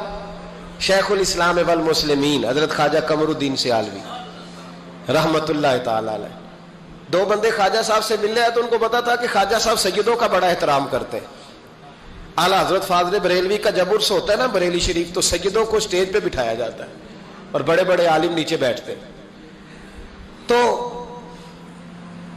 دو بندے آ گئے، کچھ لینے کچھ مانگنے، تھے فرار دونوں، ٹانگے سے اترے تو سیال شریف کے رستے میں درمیان میں پروگرام بنایا کہ سنا ہے خواجہ صاحب سیدوں کا بڑا ادب کرتے ہیں، سید نہ بن جائیں، بن بھی جاتے ہیں نا لوگ، وہ سید نہ بن جائیں، ٹھیک ہے جی بن جاؤ، بن گئے سید۔ خواجہ صاحب کو کسی نے اندر جا کے بتایا دو سید آئے ہیں، تو خواجہ صاحب اس طرح دوڑے کہ نہ جوتا نہ سر پہ ٹوپی، دوڑ کے آئے۔ شیخ الاسلام خواجہ صاحب نے ہاتھ چومے، نذرانہ دیا، 2-3 تھیلے بھر کے دیے لنگر کے۔ جب وہ جانے لگے نا تو خواجہ صاحب ان کے ساتھ باہر تک آئے، جہاں انہوں نے سید ہونے کا پروگرام بنایا تھا وہاں تک ساتھ آئے، ان کو روانہ کیا۔ ان میں سے ایک بندہ خود ہی بول پڑا، کہنے لگا حضور یہاں لوگ دروازے تک چھوڑنے آتے ہیں یا گاڑی تک؟ نہ دروازہ نہ گاڑی، آپ درمیان میں رخصت کرنے آئے، سمجھ نہیں آئی۔ تو خواجہ صاحب فرمانے لگے تم یہیں سید بنے تھے، یہاں تک ادب کرنا ضروری تھا، یہاں تم سید بنے تھے، یہاں تک ادب کرنا، پیچھے تم سید نہیں ہو تو میں کیسے ادب کروں؟ جہاں تک تم سید ہو وہاں تک ادب کرنا اور میرے اعلیٰ حضرت نے عقیدہ دیا، کہنے لگے تیری نسل پاک میں ہے بچہ بچہ نور، تیری نسل پاک میں ہے بچہ بچہ نور کا، تو ہے عین نور تیرا سب گھرانہ نور کا۔ تو میاں صاحب نے اس کی وضاحت بھی کی، میاں صاحب سے کہا حضور ادب کرتا کون ہے؟ سارے تو ادب کرتے نہیں، تو میں دور نہیں نہ جاتا، پرانے محدثین نہیں پوچھتا، یہ کشمیر میں میاں محمد بخش صاحب سے پوچھ لیتے حضور ادب کرتا کون ہے؟ تو میاں صاحب فرمانے لگے اصلا نال جے نیکی کریے، کنہ نال؟ اصلا نال جے نیکی کریے تو نسلہ تاک نہیں پھول دے، ہاں بے اصلا نال نیکی کریے تو پھول کنڈیاں نال تول دے، بے اصلا۔ فرمانے لگے جو اصل ہوگا نا اخلاق کا، کردار کا، خاندان کا اصل، وہ ہمیشہ مصطفیٰ کے صحابہ کا بھی احترام کرے گا اور اہل بیت نبوت کا بھی ان کا ادب کرے۔ سنیں نبی پاک نے کیا فرمایا، ترمذی میں حدیث ہے، نبی پاک نے خطبہ حجت الوداع دیا۔ لوگ ہمیں کہتے ہیں نماز روزہ حج زکوٰۃ اس سے آگے نہ جاؤ، حضور نے خطبہ دیا، فرمایا میں تمہیں دو چیزیں دے کے جا رہا ہوں، اگر تھام کے رکھو گے تو گمراہی تمہارے پاس نہیں آئے گی۔ یا رسول اللہ کون کون سی؟ فرمانے لگے ایک میں تمہیں قرآن دے کے جا رہا ہوں، دوسرا اپنا خاندان دے کے جا رہا ہوں، ان کو تھام کے رکھنا، گمراہی کبھی تمہارے پاس، ان کو تھام۔ سنو حضرت اسامہ بن زید رضی اللہ تعالیٰ عنہ، حضرت اسامہ آپ فرماتے ہیں مجھے نبی پاک سے کوئی کام تھا، یہ بھی ترمذی کی حدیث ہے، کہتے ہیں میں حضور سے ملنے گیا تو میں نے نا حضور سے بات چھیڑی، نبی پاک سے میں نے ذکر چھیڑا، جب وہ بات میں نے کرنی شروع کی نا تو حضور نے چادر اوڑی ہوئی تھی، بکل جس کو مارتے ہیں، کہتے ہیں چادر اوڑی ہوئی تھی، تو نبی پاک کی نا چادر میں دو چیزیں حرکت کر رہی، تو جناب اسامہ بن زید رضی اللہ تعالیٰ عنہ فرماتے ہیں بات کرتے کرتے میری توجہ جب ادھر گئی تو میں اصل بات ہی بھول گیا، میں کہنا کچھ چاہ رہا تھا، میری زبان سے کچھ نکل رہا تھا، کیونکہ جب توجہ بٹ جاتی ہے نا، اس لیے توجہ بٹ جائے تو پھر لفظوں کا حسن برقرار نہیں رہتا۔ تو جناب اسامہ بن زید کہتے ہیں میں کہنا کچھ چاہ رہا تھا، میرے منہ سے نکلتا کچھ اور تھا، تو سرکار سمجھ گئے، تو حضور صلی اللہ علیہ وسلم مسکرا کے کہنے لگے بھول گئے ہو نا بات؟ تو میں نے کہا حضور بھول گیا ہوں، تو کہتے ہیں میں بھی ان سے کب سے کہہ رہا ہوں کہ باز آ جاؤ، لیکن یہ نہیں آ رہے، کہتے ہیں میں اور پریشان ہوا کہ یہ کن سے حضور کہہ رہے ہیں، تو نبی پاک نے چادر مبارک کو کھولا، ایک بغل سے امام حسن نکلے، دوسرے سے امام حسین نکلے، یہاں بھی ملا پریشان ہے، بڑی ٹینشن میں ہے، کہتا ہے جی ہر نانا ہی اپنے نواسوں سے پیار کرتا ہے، تو میں نے کہا بیوقوف یہ عام نانا نہیں، یہ وہ والے نانا ہے جن کے بارے میں اللہ کہتا ہے وما ینطق عن الہویٰ ان ہوا الا وحی یوحیٰ، فرمایا میرے محبوب اتنی دیر تک بولتے نہیں جب تک میں حکم نہیں کر دیتا، تو امام حسن اور حسین کا پیار بھی اللہ کا حکم تھا، اس لیے ہو رہا تھا۔ فرماتے جب نبی پاک کی بغلوں سے وہ دونوں نکلے نا تو میں نے حضور کی آنکھوں میں چمک دیکھی، نور دیکھا، اور جیسے بندہ کسی سے پیار کرتا ہے تو چہرہ بھی بتا نہیں رہا ہوتا، آج کل کی زبان میں کہتے ہیں باڈی لینگویج، اس کی باڈی لینگویج بھی بتاتی ہے کہ یہ جو بات کر رہا ہے نا یہ طاری ہے۔ تو محبوب فرمانے لگے اسامہ یہ دونوں میرے بیٹے ہیں، یہ دونوں میرے بیٹے ہیں کیونکہ میری بیٹی کے بیٹے ہیں، اور فرمایا اسامہ میں ان سے بڑا پیار کرتا ہوں، کاش امت ان لفظوں کو سمجھ جائے۔ حضور نے فرمایا میں ان سے بڑا پیار کرتا ہوں، میں بڑا پیار کرتا ہوں، اور میں نے رب سے دعا کی ہے یا اللہ پیار کرے تو اس سے پیار کرتا ہوں، میں نے یہ دعا کی ہے اے اللہ جو ان سے پیار کرے تو اس سے بھی پیار کرنا۔ حضرت امام حسنین پہلی بات یہ ہے کہ ان کا پیار ایمان کا حصہ ہے، ان کا پیار ایمان کا حصہ ہے، اسے جو پیار نہ کرے گا وہ صاحب ایمان۔ ابن جوزی نے لکھا ہے سینکڑوں سال پہلے، آج کے کسی عالم کی بات بتاتا تو لوگ انکار کو، سینکڑوں سال، کہتے ہیں بلخ میں قحط پڑ گیا، لوگ ہجرت کر کے سمرقند آ گئے، ایک سیدوں کا خاندان بھی آیا، ایک ایسی خاتون بھی آئی جس کے ساتھ 3 بیٹیاں تھی، بیٹا بھی کوئی نہیں، خاوند فوت ہو گیا، مسجد کے ساتھ مہمان خانے بنے ہوتے تھے، وہاں اس نے بچوں کو ٹھہرایا اور نکلی سمرقند میں کہ کوئی آدمی مل جائے، تو وہ سیٹھ صاحب چودھری صاحب کہنے لگے مجھے کیسے پتا چلے گا تو سید ہے، مجھے بتاؤ، کسی کو چوک میں کھڑا کر کے کہا جائے بتاؤ تو کون ہوتا ہے؟ اس شخص کا کیا اشر ہوتا ہے، کیا حال ہوتا ہے. کہا کیسے پتا چلے گا؟ تو سید زادی نے اپنا پلو کھولا اور اپنے آنسو دونوں آنکھوں سے صاف کیے تو کہنے لگی اللہ تیرا بھلا کرے، میں ثابت نہیں کر سکتی کہ میں حضور کا خاندان، میرے پاس کوئی دلیل نہیں، میں نہیں بتا سکتی. چل ٹھیک ہے، چلی گئی. کسی نے بتایا کہ یہاں ایک یہودی بھی رہتا ہے، وہ بڑا سخی ہے، یا آتش پرست ہے یا پارسی ہے کافر غیر، سخی بڑا ہے. اس کے پاس گئی، بیٹھی رہی، لوگ بیٹھے تھے. جب چلے گئے تو قریب گئی، کہنے لگی مجبور ہوں، پریشان ہوں، غریب نہیں ہوں. کہنے لگا بی بی تجھے کبھی دیکھا نہیں، سمرقند کی اتنی آبادی نہیں، میں سارے شہر، تو کون ہے؟ تو کہنے لگی تعارف نہ ہی پوچھے تو اچھا ہے. اس نے کہا چلو اگر پتہ چل جائے تو. کہنے لگی میں مسلمانوں کے نبی کی اولاد ہوں. مسلمانوں. اس نے کہا پیغمبر خدا کی اولاد. اٹھ کے کھڑا ہو گیا، بی بی کو ساتھ لیا، گھر گیا. کہنے لگا جو صاف ستھرا کمرہ ہے نا اسے پھر دھو ڈالو، ایک دفعہ پھر دھو ڈالو. کمرہ دھلایا، صاف کرایا. پھر کہنے لگا بی بی میرے برتن زیادہ صاف ستھرے نہیں، میں نئے نہ خرید کے لا دوں. پھر نئے برتن لایا. پھر اپنے بچوں سے کہنے لگا اونچا نہ بھولنا کہ سیدہ فاطمہ کی شہزادیاں آئی ہیں، یہاں کوئی شخص اونچی بات نہ کرے.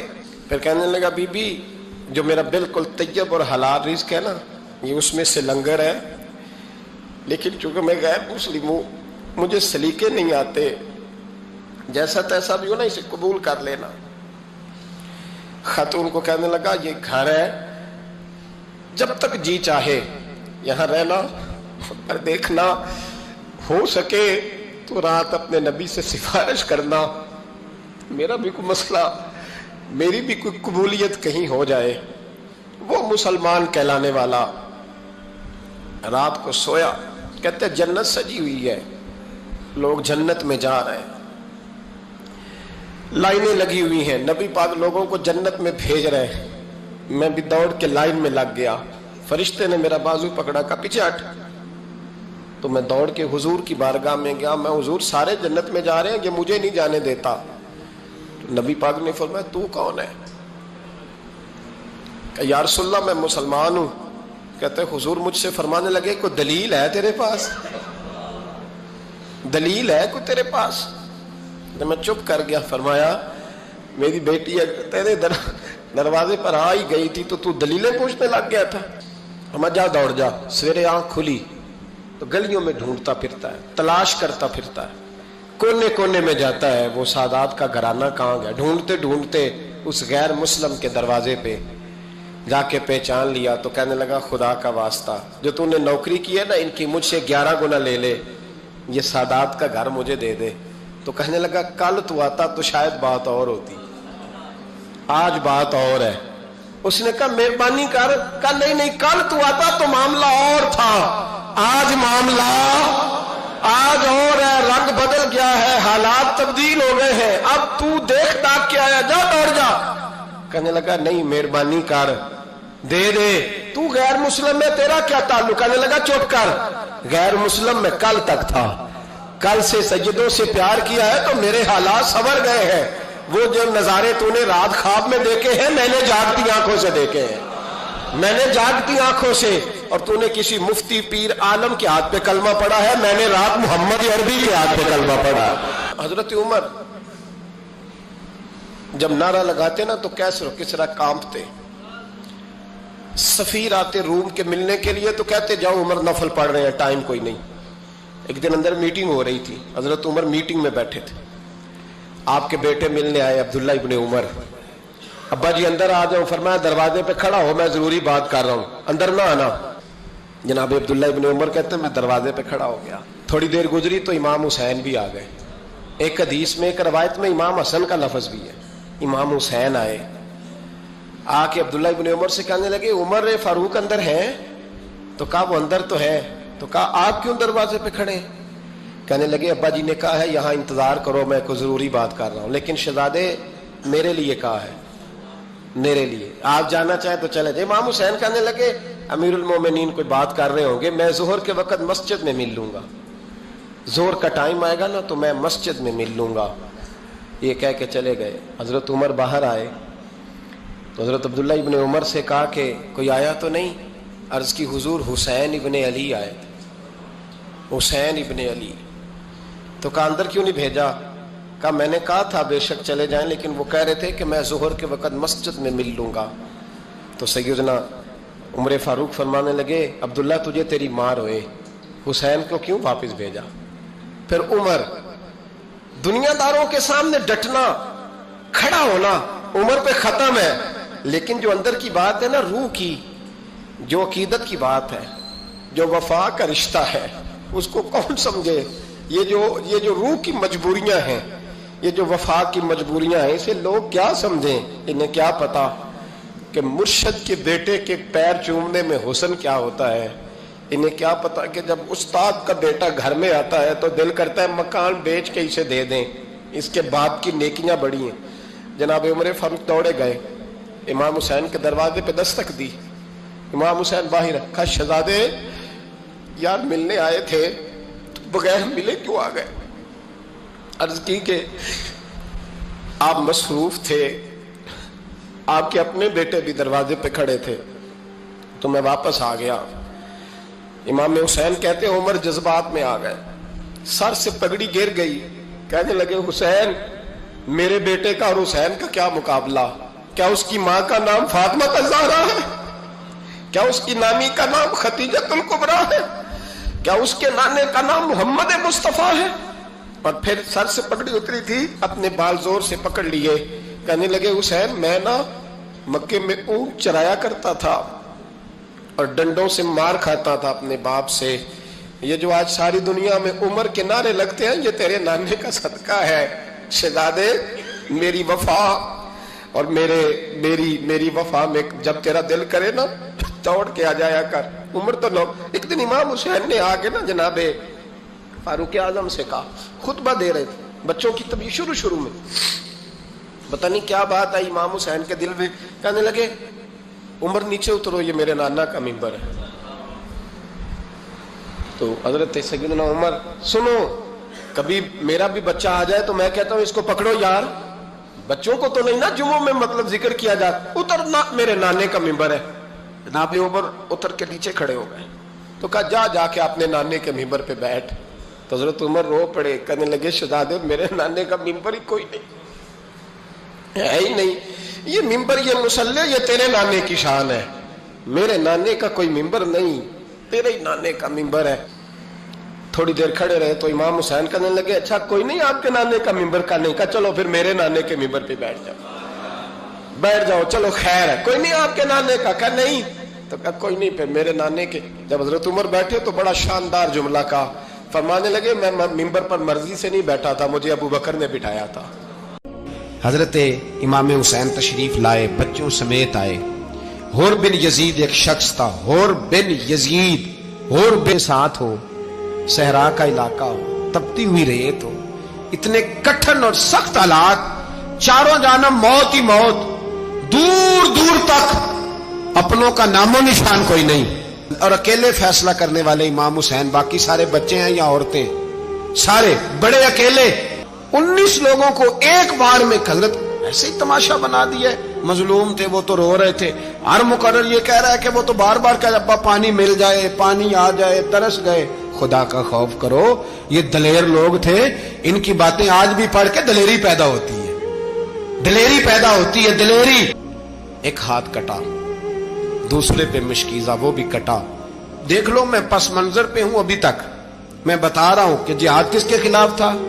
ظالم حکمران کے خلاف، ظالم کافر کے خلاف نہیں، مشرک کے خلاف نہیں. حضرت امام حسین رضی اللہ تعالیٰ عنہ نے ہر جگہ ایک ہی بات کی کہ یزید شرابی ہے تو بچے کٹوا دوں گا، شرابی کو ووٹ. یہ ایک نہیں، ہر کتاب میں یہی لکھا، ہر کتاب میں، اور ہر مسلک کی کتاب. یزید چونکہ مجرے دیکھتا ہے، رنڈیوں کا ناچ دیکھتا ہے، بچے کٹوا دوں گا، اس کے ہاتھ میں ہاتھ. امام حسین نے فرمایا چونکہ اللہ کی حدوں کو توڑتا ہے، حقوق اللہ پامال کرتا ہے، حدود اللہ، بچے کٹوا دوں گا لیکن اس کے ہاتھ میں ہاتھ.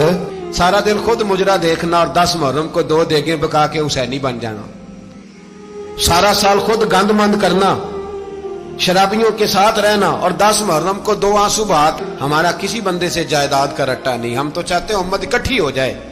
लेकिन जो बंदा नबी पाक की माँ को दोज़खी कहे, हुजूर के बाप को जहन्नमी कहे, यजीद को अमीरुल मोमिनीन कहे, उसके साथ इत्तफाक़े राय कर लिया जाए, ये मजहब हमारी समझ में नहीं आता, बिल्कुल नहीं आता, कतई नहीं हमारी समझ में आता। कैसे इत्तेहाद कर लिया जाए? यहां तो मेरे भाई जो हमारे अब्बा का मुखालिफ हो उससे इत्तेहाद नहीं होता, और जो नबी पाक के वालिद को दोज़खी कहे उससे इत्तेहाद हो जाए। कहते हैं जी वो जी इतनी फिरका वारियत हो गई, हम किस मस्जिद में जाएं? 60 पार्टियां पाकिस्तान में रजिस्टर्ड हैं जो इलेक्शन लड़ती हैं। कभी किसी बंदे को टेंशन नहीं हुई कि किसके पास जाएं किसके पास ना जाएं, कभी नहीं को बोला कि अब वो भी खड़ा हो गया, वो भी, कोई टेंशन नहीं। मजहब की बारी टेंशन हो जाती है। इतना बड़ा मजहब होता है भाई, गलत बंदे भी आ ही जाते हैं बीच में, थोड़ा पहचान के चलना पड़ता है सही कौन है और गलत। और यही तो हमें इमाम हुसैन ने बताया है कि मजहब के अंदर ही तुमने शनाख्त करनी है कि बंदा ठीक कौन है और बंदा गलत। यही तो करबला है, यही तो इमाम हुसैन ने बताया, कुफर इस्लाम नहीं, हक और बातिल। तो समझिएगा ये है दर्स, ये है पैगाम, ये है पैगाम, ये है।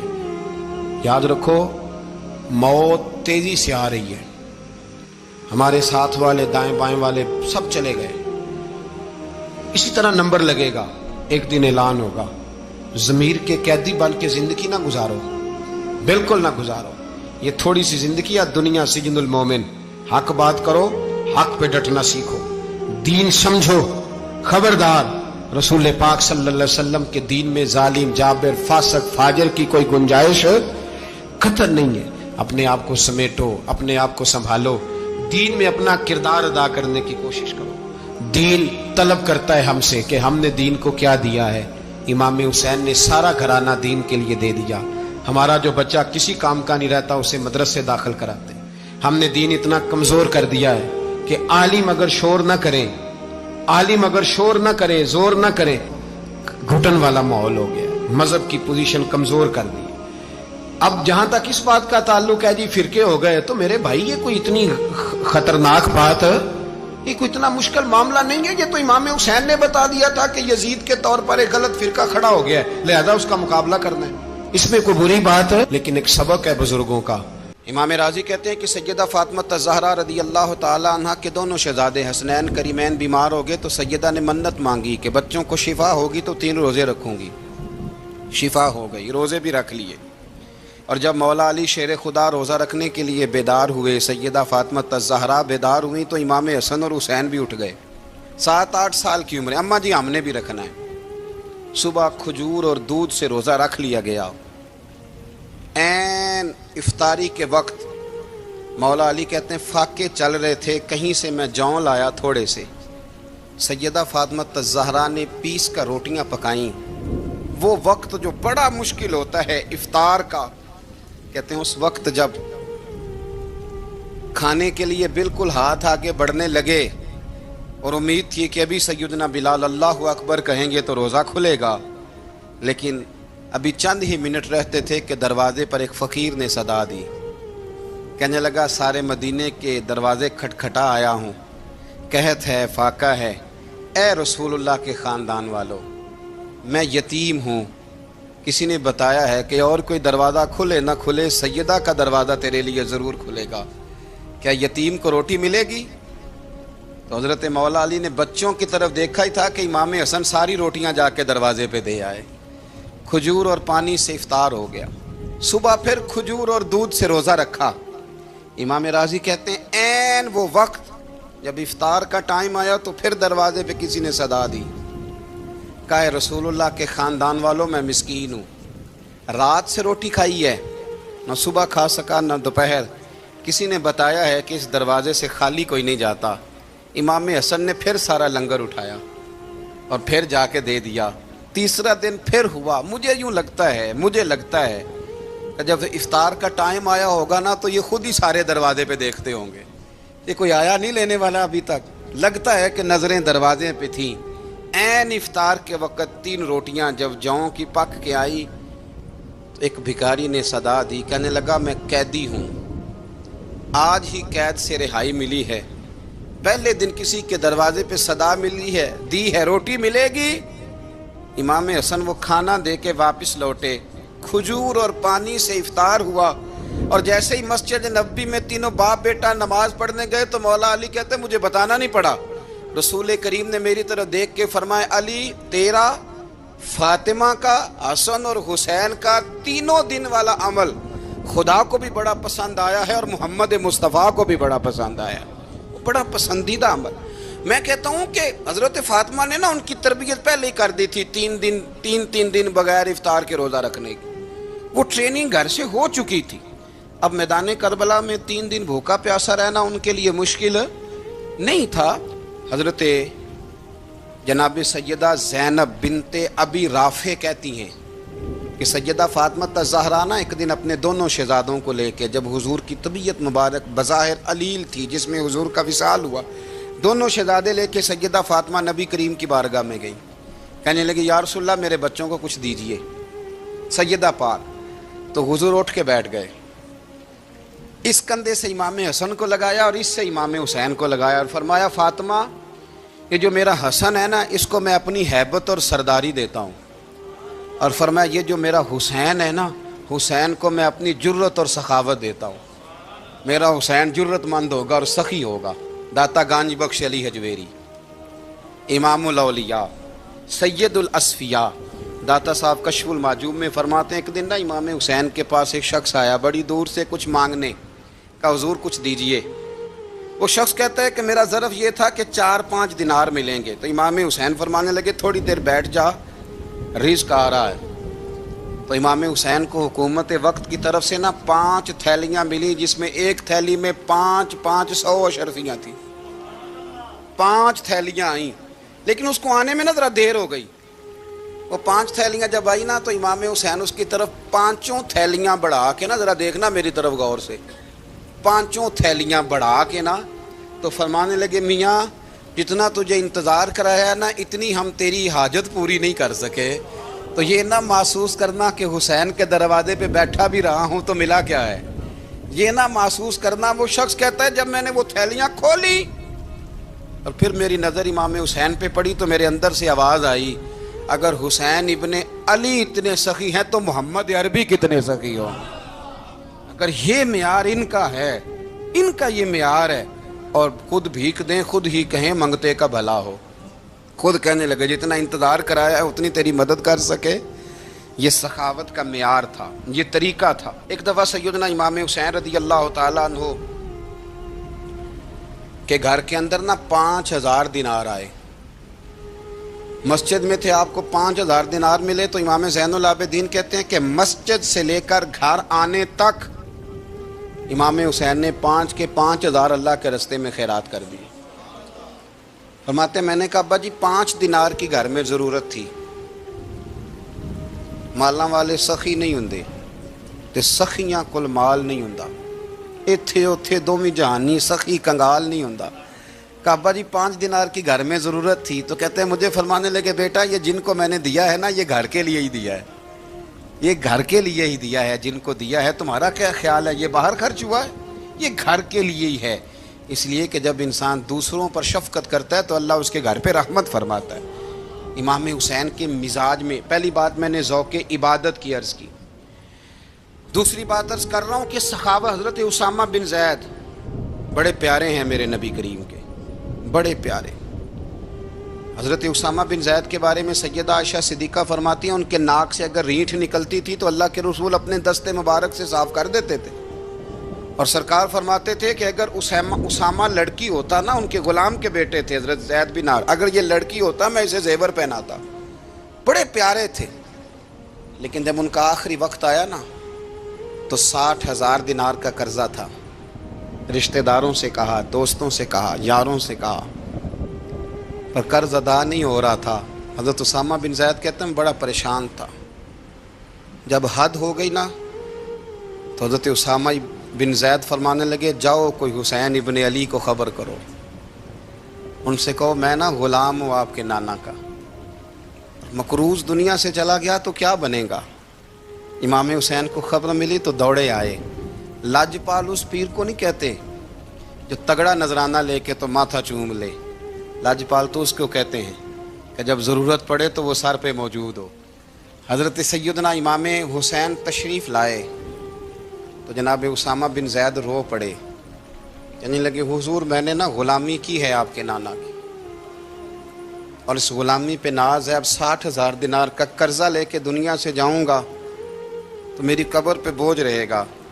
امام حسین خادم کو بھی کہہ سکتے تھے جاؤ گھر پیسے پڑے ہیں لے آؤ، امام حسین خود گئے، چادر اوڑھ کے تو اس کی اوٹ میں بکل میں 60,000 دینار چھپا کے لائے اور جناب اسامہ بن زید کے سامنے رکھ کے کہنے لگے اسامہ یار پیسے رات کو ہی آئے تھے، میں سوچ رہا تھا مجھے تو ضرورت نہیں، اللہ نے کس کا نصیب میرے گھر میں بھیج دیا ہے، مجھے تو حاجت ہی نہیں تھی، اب پتہ چلا پیسے تیرے تھے، اللہ نے حسین کی ڈیوٹی لگائی ہے کہ جا کے دے آ۔ حضرت اسامہ بن زید رو پڑے، فرمانے لگے اللہ آپ کو بہترین صلہ عطا فرمائے۔ امام بڑا ہی پیار کرتے تھے، گھوڑے پہ جا رہے تھے، کچھ فقیر غریب لوگ بیٹھ کے روٹی کھا رہے تھے، کہاں رہے تھے؟ سڑک کے کنارے۔ تو امام زین العابدین فرماتے ہیں کہ جب امام حسین گزرے تو انہوں نے آواز دی حضور دل کرتا ہے ہمارے ساتھ بیٹھ کے روٹی کھائیں۔ کائنات کے مالک و مختار کے نواسے اور دنیا کے سب سے بڑے شہزادے گھوڑے سے اترے اور غریبوں کے ساتھ سڑک پہ بیٹھ گئے، روٹی کھانے لگے اور دیر تک کھاتے رہے، اور جب فارغ ہو گئے تو فرمانے لگے کھانے کی ضرورت بھی نہیں تھی، حاجت بھی نہیں تھی، پر تم نے آواز دی تو دل رکھنے کو بیٹھ گیا تھا، اگر اجازت دے تو چلا جاؤں۔ یہ مزاج تھا، یہ طبیعت تھی۔ آپ کے ایک بھائی ہیں چھوٹے، حضرت محمد بن حنفیہ نام ہے، حضرت مولا علی شیر خدا رضی اللہ تعالیٰ عنہ کی دوسری بیوی سے۔ ایک دن حضرت امام حسین ان کے گھر میں بیٹھے تھے تو کسی بات میں نا اختلاف رائے ہو گیا، تو امام علی مقام ناراض ہو گئے، فرمایا آج کے بعد تیرے گھر نہیں آؤں گا، رومال اٹھایا چلے گئے۔ لوگوں نے حضرت محمد بن حنفیہ رضی اللہ تعالیٰ عنہ سے کہا حسین تو ناراض ہو گئے، کبھی نہیں آئیں گے۔ آپ فرمانے لگے بھائی تمہارا ہے کہ میرا؟ جی بھائی تو آپ کے ہیں۔ فرمایا اگر کہو تو چند منٹوں میں حسین واپس آئے؟ جناب ناراضگی ہو گئی ہے۔ فرمایا ناراضگی ہوئی ہے پر میں اس کے دل کی نرمی کو تو جانتا ہوں نا، اس کے مزاج کے اندر جو محبت ہے اس سے تو ابھی آئے۔ کہا جناب وہ کیسے؟ فرمانے لگے دیکھنا ذرا۔ تو امام حسین نے خط لکھا، حضرت محمد بن حنفیہ نے رکا لکھا، کہنے لگے حسین میرے باپ کا نام بھی علی ہے اور آپ کے باپ کا نام بھی علی ہے، پر ایک فضیلت ایسی ہے جس میں میں آپ کا مقابلہ نہیں کر سکتا، وہ یہ ہے کہ آپ سیدہ فاطمہ الزہرا کے لال ہیں، اب محمد مصطفیٰ علیہ السلام کے نواسے ہیں۔ کہنے لگے بھائی جان آپ نے نانا جان کی وہ حدیث تو سنی ہوگی کہ دو لوگ ناراض ہو جائیں تو جو صلح پہلے کرے جنت میں پہلے جائے گا۔ فرمانے لگے دل میرا کر رہا تھا کہ پہلے صلح کر لوں، لیکن پھر بڑے بھائی کو پشت کروں گا جنت میں جاتے ہوئے، یہ بھی تو بے ادبی ہے نا۔ اب خط میں نے لکھ دیا ہے، آپ کا جو ارادہ ہو۔ امام حسین نے خط پڑھا تو آنکھوں میں آنسو آ گئے، پھر سے رومال اٹھایا۔ بچے پوچھنے لگے کہاں جا رہے ہیں؟ کہا بھائی کے گھر جا رہا ہوں۔ کہا آپ تو ناراض تھے؟ فرمایا تھا ناراض پر ہے تو میرا بھائی نا، ہو گئی بات ختم۔ بڑی دل میں نرمی، طبیعت میں سوز، لہجے میں گداز۔ حضرت امیر معاویہ رضی اللہ تعالیٰ عنہ نے ایک شخص کو بھیجا مدینہ منورہ شام سے، تو اس نے کہا میں نے امام حسین سے ملنا ہے، تعارف کیا ہے؟ جناب امیر معاویہ فرمانے لگے مسجد نبوی میں جانا جس کے گرد لوگ سب سے زیادہ ادب سے بیٹھے ہوں اور جس کی باتیں سب سے زیادہ میٹھی ہوں اور جس کی نظریں سب سے زیادہ جھکی ہوں اور جس کے چہرے پر تمہیں سب سے زیادہ وقار نظر آئے وہی علی کے بیٹے حسین ہوں گے۔ جو سب سے زیادہ تمہیں وہاں ماحول کے اندر جو شخص نظر آئے پوچھنے کی ضرورت نہیں پڑے گی۔ وہ شخص کہتا میں مدینے آیا تو میں نے واقعی ایک شخص کو دیکھا، شہد کے گرد مکھیوں کا اتنا ہجوم نہیں ہوتا جتنا امام حسین کے گرد رسول اللہ کے غلاموں کا ہجوم تھا، لیکن نظریں جھکی ہوئی، باتیں میٹھی، لہجہ گداز گداز، لفظوں میں رانائی، اور لوگ کئی باتیں پوچھتے تو علی کے صاحبزادے ایک آدھ جملہ بولتے تو لگتا یہ کہ وہ جملہ سیدھا دل میں اترتا چلا جاتا ہے۔ امام علی مقام کے کردار میں نا کچھ باتیں بڑی زیادہ تھیں، بہت زیادہ تھیں، بڑا حسن تھا۔ ایک بات تو یہ تھی امام حسین رضی اللہ تعالیٰ عنہ کا علم و فضل بڑا کمال کا تھا۔ ایک دفعہ صحابہ میں مسئلہ بن گیا کہ بچہ پیدا ہوتا ہے تو اس کا وظیفہ کیسے لگانا ہے۔ امام حسین کا علم و فضل بتا رہا ہوں، علم و فضل، تو بات بڑی پیچیدہ ہو گئی۔ حضرت عبداللہ ابن زبیر کے پاس لوگ آئے، کہنے لگے کہ آپ بڑے صاحب علم و فضل ہیں، آپ نے حضور علیہ الصلوۃ والسلام کے ساتھ وقت گزارا ہے، تو مسئلے کو حل کریں کہ بچہ پیدا ہونے کے بعد حکومت اگر وظیفہ لگائے گی تو کب لگائے گی؟ جب بحث طول پکڑ گئی، مسئلہ حل نہیں ہوتا تھا، تو حضرت عبداللہ ابن زبیر کہنے لگے ہم سے نہیں حل ہوگا، ایک بندہ ہے جس کے سینے میں رسول اللہ صلی اللہ تعالی علیہ وسلم کے نور نبوت کا فیضان ہے، وہ یہ مسئلہ حل کریں گے۔ تو کہا وہ کون سے؟ آپ فرمانے لگے جب ہم سے مسائل حل نہیں ہوتے تو ہم ان کے علم سے فائدہ اٹھاتے ہیں۔ کہا کون ہے؟ کہا جناب امام حسین۔ تو لوگ حضرت امام حسین کے پاس گئے کہ حضرت یہ ایک مسئلہ الجھ گیا ہے کہ بچہ پیدا ہو تو وظیفہ کب لگانا ہے؟ فرمایا الجھنے والی بات ہی کوئی نہیں، پیدا ہونے کے بعد جب وہ پہلی دفعہ آواز نکالے تو اس کا وظیفہ لگا دو۔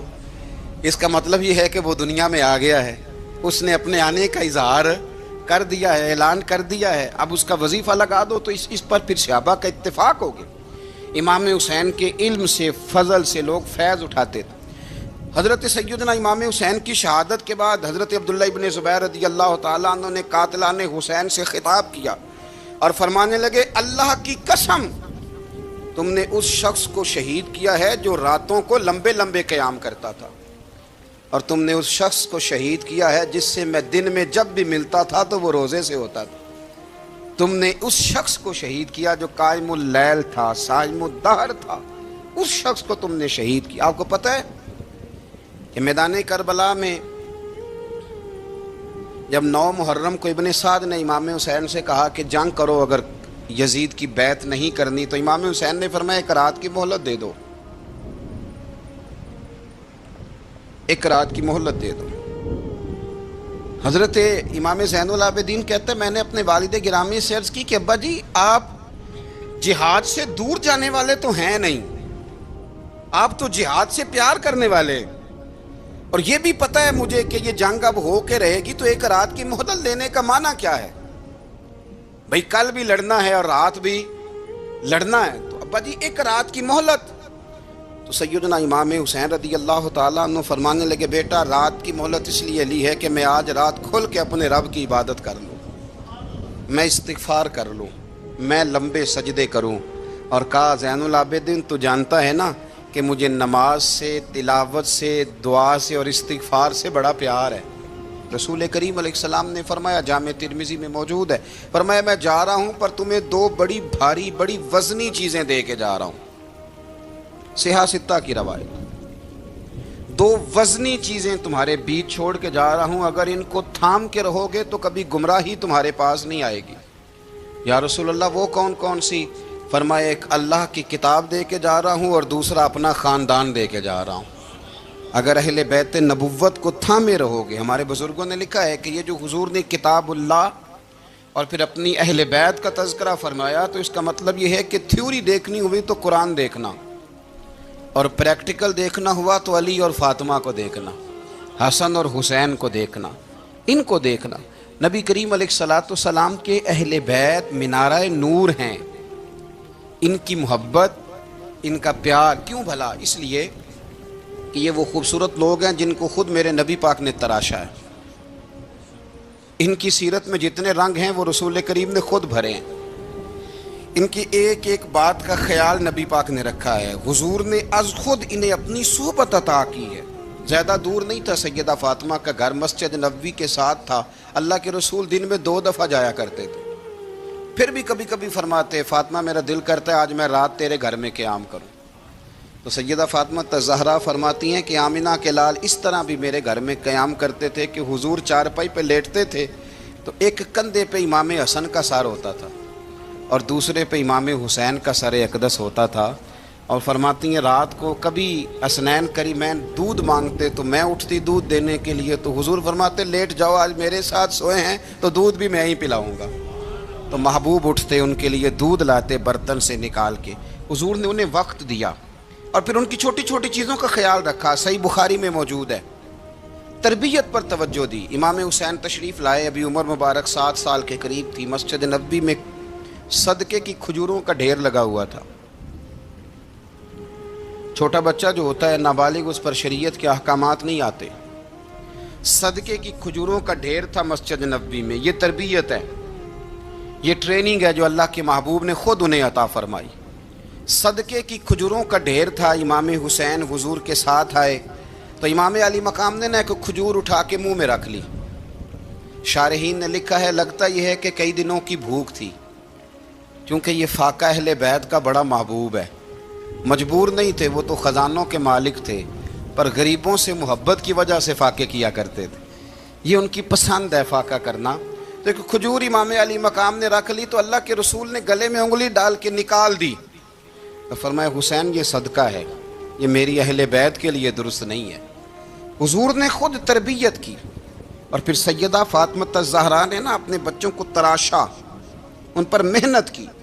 میں اکثر گزارش کرتا ہوں دوستوں سے، میں کہتا ہوں کربلا کا واقعہ کوئی حادثاتی نہیں ہے، اس کے پیچھے پوری ایک لاجک ہے، اس کے پیچھے پورا ایک فلسفہ ہے. ایسے ہی کوئی آدمی 3 دن بھوکا پیاسا رہ سکتا ہے؟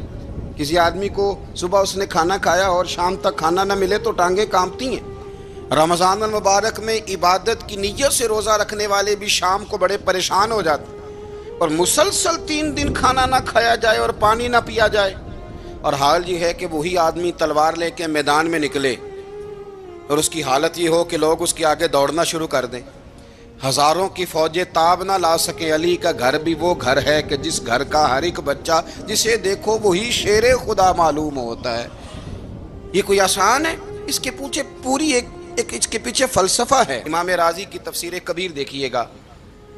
حضرت امام حسین کی وہ شخصیت تھی کہ مشکات میں حدیث ہے، نبی پاک صلی اللہ تعالی علیہ وسلم کی چچی جناب ام فضل صبح صبح گھبرائی حضور کی بارگاہ میں آئیں. عرض کی یا رسول اللہ صلی اللہ علیہ وسلم آج میں نے عجیب خواب دیکھا ہے، میں ڈر گئی ہوں. حضور نے فرمایا چچی کیا دیکھا؟ عرض کی حضور میں نے دیکھا ہے کہ آپ کے وجود کا گوشت کا ایک ٹکڑا کٹ کے میری جھولی میں آ گیا ہے. حضور یہ کیا ہے؟ تو محبوب خواب سن کے مسکرائے، فرمایا چچی یہ پریشانی والا خواب نہیں، یہ تو خوشی والا خواب ہے. اللہ فاطمہ کو بیٹا عطا کرے گا اور وہ تیری گود میں کھیلا کرے گا. چونکہ وہ میرے وجود کا ٹکڑا ہوگا لہذا خواب تجھے یہ آئی ہے. تو امام حسین پیدا ہوئے، امام حسن کی عمر ابھی 11 مہینے تھی. تو نبی پاک نے امام حسین کو جناب ام فضل اپنی چچی کی گود میں دے دیا کہ فاطمہ کے لیے دونوں بچے سنبھالنا مشکل ہوگا. وہ خواب اس طرح پوری ہوئی. امام حسین سے حضور نے بڑا پیار کیا، بڑی محبت فرمائی نبی پاک سے. کچھ حدیثیں میں نے جمعے میں عرض کی تھیں. حضرت ابو ہریرہ رضی اللہ تعالیٰ عنہ کہتے ہیں یہ واحد بچہ تھا حضور کے گھرانے کا کہ میں نے دیکھا کہ نبی پاک صلی اللہ علیہ وسلم بیٹھے تھے تو یہ حضور سے کہہ رہے ہیں، نبی پاک سے کہ نانا جی اٹھ کے کھڑے ہو. کہتے ہیں حضور کھڑے ہو گئے تو کہنے لگے میں نے آپ کے برابر جانا ہے. بچے جو مرضی ضد کر لیتے ہیں نا. قد چھوٹا تھا، عمر 7.5 سال تھی. کہنے لگے نانا میں نے برابر جانا ہے. تو نبی پاک صلی اللہ علیہ وسلم نے ہاتھ پکڑ لیے، فرمایا چل پھر ہو جا برابر. تو حضرت ابو ہریرہ کہتے ہیں انہوں نے حضور نے ہاتھ پکڑے اوپر کھینچا تو امام حسین نے پہلے اپنے پیر حضور کے گھٹنوں پہ رکھے، پھر نبی پاک کے سینے پہ رکھے، اور جب ان کا قد سر تھوڑا سا حضور سے اونچا ہو گیا تو محبوب فرمانے لگے چل بس کر، تو نے تو کہا تھا آپ کے برابر ہونا ہے، تو اوپر نکل گیا ہے، چل بس کر. فرماتے پھر امام حسین نے زبان باہر نکالی تو محبوب ان کی زبان چوسنے لگے، پھر ساتھ لٹا لیا اور انہیں سونگھنے لگے. تو میں نے عرض کی حضور آپ حسین کو سونگتے کیوں ہیں؟ تو فرمایا ابو ہریرہ مجھے حسین کے وجود سے جنت کی خوشبو آتی ہے، مجھے حسین کے وجود سے جنت کی. ایک دن حضور گزر رہے تھے. اصل اس طرح تھا کہ یہ نبی پاک کا حجرہ تھا.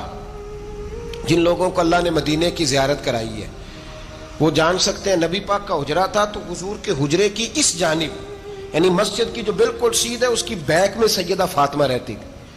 تو حضور اکثر نہ نماز کے لیے جب نکلتے تو حضرت فاطمہ کے حجرے کے پاس سے ہو کر دوبارہ محراب میں جاتے. محبوب حجرے کے پاس سے گزرے تو امام حسین رو رہے تھے. تو حضرت فاطمہ نے کسی بات میں جھڑک دیا تو امام حسین رونے لگے. تو نبی پاک نماز کے لیے گئے تو واپس لوٹ آئے اور واپس تشریف لا کے کہا فاطمہ حسین کو کیا ہوا؟ عرض کی یا رسول اللہ تنگ کر رہے تھے میں نے ڈانٹ دیا ہے. کیا خوبصورت جملے ہیں حدیث پاک میں. سرکار نے فرمایا فاطمہ اس کو حسین کو نہ رونے نہ دیا کر، یہ جب روتا ہے نا تو میرے دل کو تکلیف ہوتی ہے.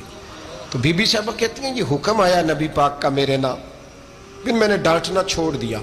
یہ ان کے فضائل تھے کم. ان کی تربیت خود نبی پاک نے فرمائی. پہلی بات تو یہ ہے کہ نبی پاک نے دعا مانگی تھی یا اللہ میرے گھر والوں کو زیادہ روزی نہ دینا، انہیں ایک وقت روٹی دینا، ایک وقت کی بھوک دینا۔ یہ جو 10 دن کربلا میں انہیں ٹینشن نہیں نہ ہوئی، انہیں عادت تھی فاقہ کرنے کی، انہیں 3 دن وصلی روزے رکھنے کی عادت تھی، پہلی بات۔ دوسرا یہ کہ جہاد کی تربیت حضور خود کراتے تھے۔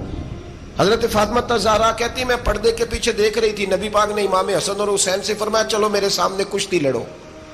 تو دونوں حضرات آپس میں جب کشتی لڑنے لگے تو نبی پاک نا امام حسن کو کہتے ہیں حسن حسین کو ٹانگوں سے پکڑو، حسن حسین کو پیچھے سے پکڑو۔ جب نبی پاک بار بار امام حسن کو بتا رہے تھے تو سیدہ پیچھے سے بول پڑی، کہنے لگی یا رسول اللہ آپ چھوٹے کو بتائے، آپ بڑے کو بتا رہے ہیں۔ بڑا تو پہلے 11 مہینے بڑا ہے، تو آپ چھوٹے کو بتائے بڑے کو بتا رہے۔ تو فرمایا فاطمہ تو چپ کرنا، جو میں دیکھ رہا ہوں تو نہیں نہ دیکھ رہی، ایک کو میں بتا رہا ہوں، دوسرے کو جبریل امین بتا رہے ہیں۔ لیکن اس کے ساتھ ساتھ امام حسین رضی اللہ تعالیٰ عنہ کا جذبہ جہاد، امام حسین کی استقامت۔ آج لوگ ادھر ہوتے ہیں جس طرف ہوا کا رخ ہوتا ہے۔ آج لوگوں کی سوچوں کا زاویہ یہ ہے کہ جدھر رش زیادہ ہوگا ہم بھی ادھر جائیں گے۔ ہم یہ نہیں دیکھتے حق کس طرف ہے، ہم یہ دیکھتے ہیں رش کس طرف ہے۔ امام حسین رضی اللہ تعالیٰ عنہ نے رش نہیں دیکھا، حق دیکھا۔ امام حسین رضی اللہ تعالیٰ عنہ استقامت کے وہ پہاڑ ہیں، معمولی آدمی نہیں تھے۔ فرزق شاعر کہتا ہے کہ میں نے امام حسین سے کہا تھا، میں نے کہا لوگوں کی تلواریں یزید کے ساتھ ہیں پر دل آپ کے ساتھ ہیں، دل آپ کے ساتھ ہیں۔ امام حسین رضی اللہ تعالیٰ عنہ نے زمانے کے حالات نہیں دیکھے، حق اور سچ دیکھا۔ جتنی چیزیں انسان کو کمزور کر سکتی ہیں وہ ساری امام حسین پہ طاری کی گئیں، جتنی چیزیں۔ وطن چھوڑنا کتنا کو مشکل ہوتا ہے، شالا پردیسی کوئی بھی نہ تھی وے تے ککھ جنہ تو پارے۔ حضرت سلطان باؤ فرماتے ہیں بچو، پردیسی ہونا کوئی آسان ہے؟ جس آدمی کا کسی چھوٹے سے گاؤں میں بھی مکان ہو، چھوڑنا پڑ جائے تو روٹا ہے۔ تو مجھے بتاؤ جس نے اپنا سارا بچپن مدینے میں گزارا ہو، آج جو ایک ہفتہ مدینے رہ کے آتے ہیں ان سے واپس نکلنا مشکل ہوتا ہے۔ لیکن امام حسین حق کا رستہ تھا، وطن کی قربانی دی، اور معمولی وطن نہیں، مدینے جیسا وطن۔ اور جب کھڑے تھے نا امام حسین رضی اللہ تعالیٰ عنہ رجب میں نکل رہے تھے مدینے سے، تو کوئی شاعر کہتا ہے دور کھڑے ہو کے انہوں نے گویا کہا تھا آقا تیرے کرم کے خزینے کی خیر ہو، میں جا رہا ہوں تیرے مدینے کی خیر ہو۔ امام حسین نے وطن چھوڑا، کوئی لغزش نہیں پیروں میں، کوئی نہیں۔ شہزادوں والی زندگی تھی، مسجد نبوی کے امام تھے، نبی کریم علیہ السلام کے روضہ اطہر پر تشریف رکھتے تھے، زمانہ حیا کرتا تھا، شان و شوکت تھی، پر حق کے لیے چھوڑا، نکل کر خانقاہوں سے ادا کر رسم شبیری۔ اور پھر بڑا مشکل ہوتا ہے، جس شخص کے ساتھ بچے اور عورتیں ہوں وہ تو یہ کہہ کے لڑائی سے جان چھڑاتا ہے کہ میرے ساتھ فیملی ہے، نہ ہوتی تو تجھے بتاتا۔ پر امام حسین کو اولاد بھی کمزور نہیں کر سکی، عورتوں کا ساتھ ہونا کمزور نہیں کر سکا۔ پھر امام علی بھوک کتنا مشکل کام ہے۔ آج لوگ کہہ نہیں دیتے کہ میں تو اس لیے گناہ کرتا ہوں کہ رشوت اس لیے لے لیتا ہوں کہ بچے چھوٹے ہیں۔ 10 دنوں کی کم و بیش سفر، 3 دنوں کی بھوک اور پیاس، پر حق کے رستے میں امام حسین کو کوئی چیز کمزور نہیں کر سکی۔ اور پھر وہ جتنی باتیں لوگ کہہ سکتے تھے وہ ساری کہیں گئیں، ساری۔ اور آ کے عرض کرنے لگا حضور یہ کوئی معمولی دشمن نہیں، یہ وہ ظالم ہیں جو لاشوں پہ بھی گھوڑے دوڑا دیتے ہیں۔ تو امام علی مقام فرمانے لگے جو شہادت کا جذبہ لے کے نکلے وہ پھر انجام نہیں دیکھا کرتا۔ وہ انجام، وہ جتنی چیزیں جو استقامت کے رستے میں آ سکتی ہیں وہ ساری چیزیں رستے میں آئیں، پر امام علی مقام نے کسی چیز کی پرواہ نہیں کی۔ آج کا مسئلہ یہ ہے کہ آج لوگوں میں استقامت نہیں ہے۔ رات کو کچھ ہوتے ہیں، سویرے کچھ ہوتے ہیں، دوپہر کو کچھ ہوتے ہیں، شام کو کچھ ہوتے ہیں۔ ہمارا کل انداز تکلم کچھ اور ہوتا ہے، صبح کچھ اور ہوتا ہے۔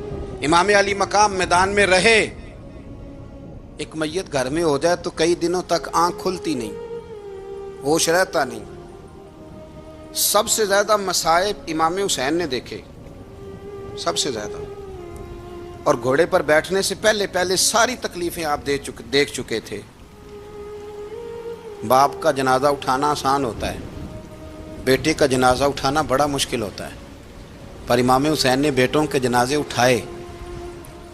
حضرت علی اصغر کی لاش کو امام حسین نے اپنے دست مبارک سے دفن کیا، اور جناب علی اکبر کی میت کو جب آپ اٹھا کے لا رہے تھے تو سیدہ زینب فرماتی ہیں کہ مجھے یوں کبھی لگتا تھا حسین کا قد بڑا ہے اور کبھی لگتا تھا علی اکبر کا قد بڑا ہے، اور فرماتی ہیں کہ پھر حضرت قاسم بن حسن کو بھی وہ اٹھا کے لائے، اور جناب عباس کے وجود سے الگ ہونے والے بازو انہوں نے لا کے حضرت عباس کے وجود کے ساتھ بھی رکھے۔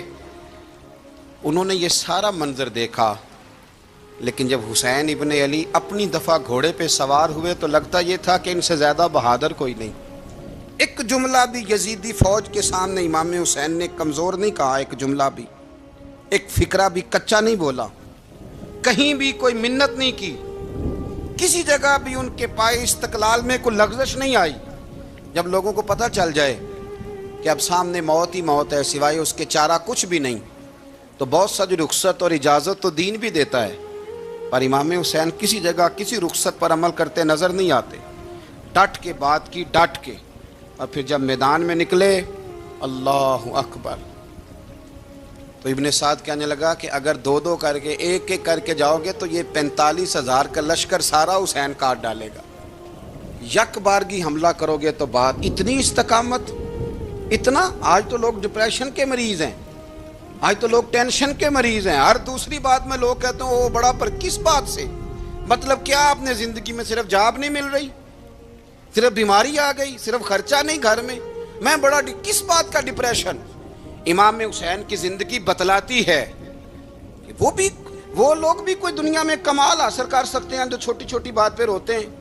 مال بھی ہے، جوانی بھی ہے، گھر بھی ہے، مکان بھی ہے، بچے بھی ہیں، عزت بھی ہے، صرف پیسے نہیں۔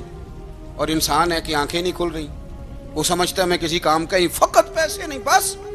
او خدا کے بندو، امام علی مقام نے فرمایا سارا کچھ لٹا کے بھی جو میدان میں کھڑا رہے اسے حسین ابن علی کہا جاتا ہے، اسے حسین ابن علی کہا جاتا ہے۔ حسین ابن علی کی شان رفت کوئی کیا جانے، حسن جانے، علی جانے، نبی جانے، خدا جانے، کون جانے امام علی مقام کا معیار۔ تو امام حسین رضی اللہ تعالیٰ عنہ کی زندگی ہمیں بتاتی ہے کہ ذوق والی عبادت کرو۔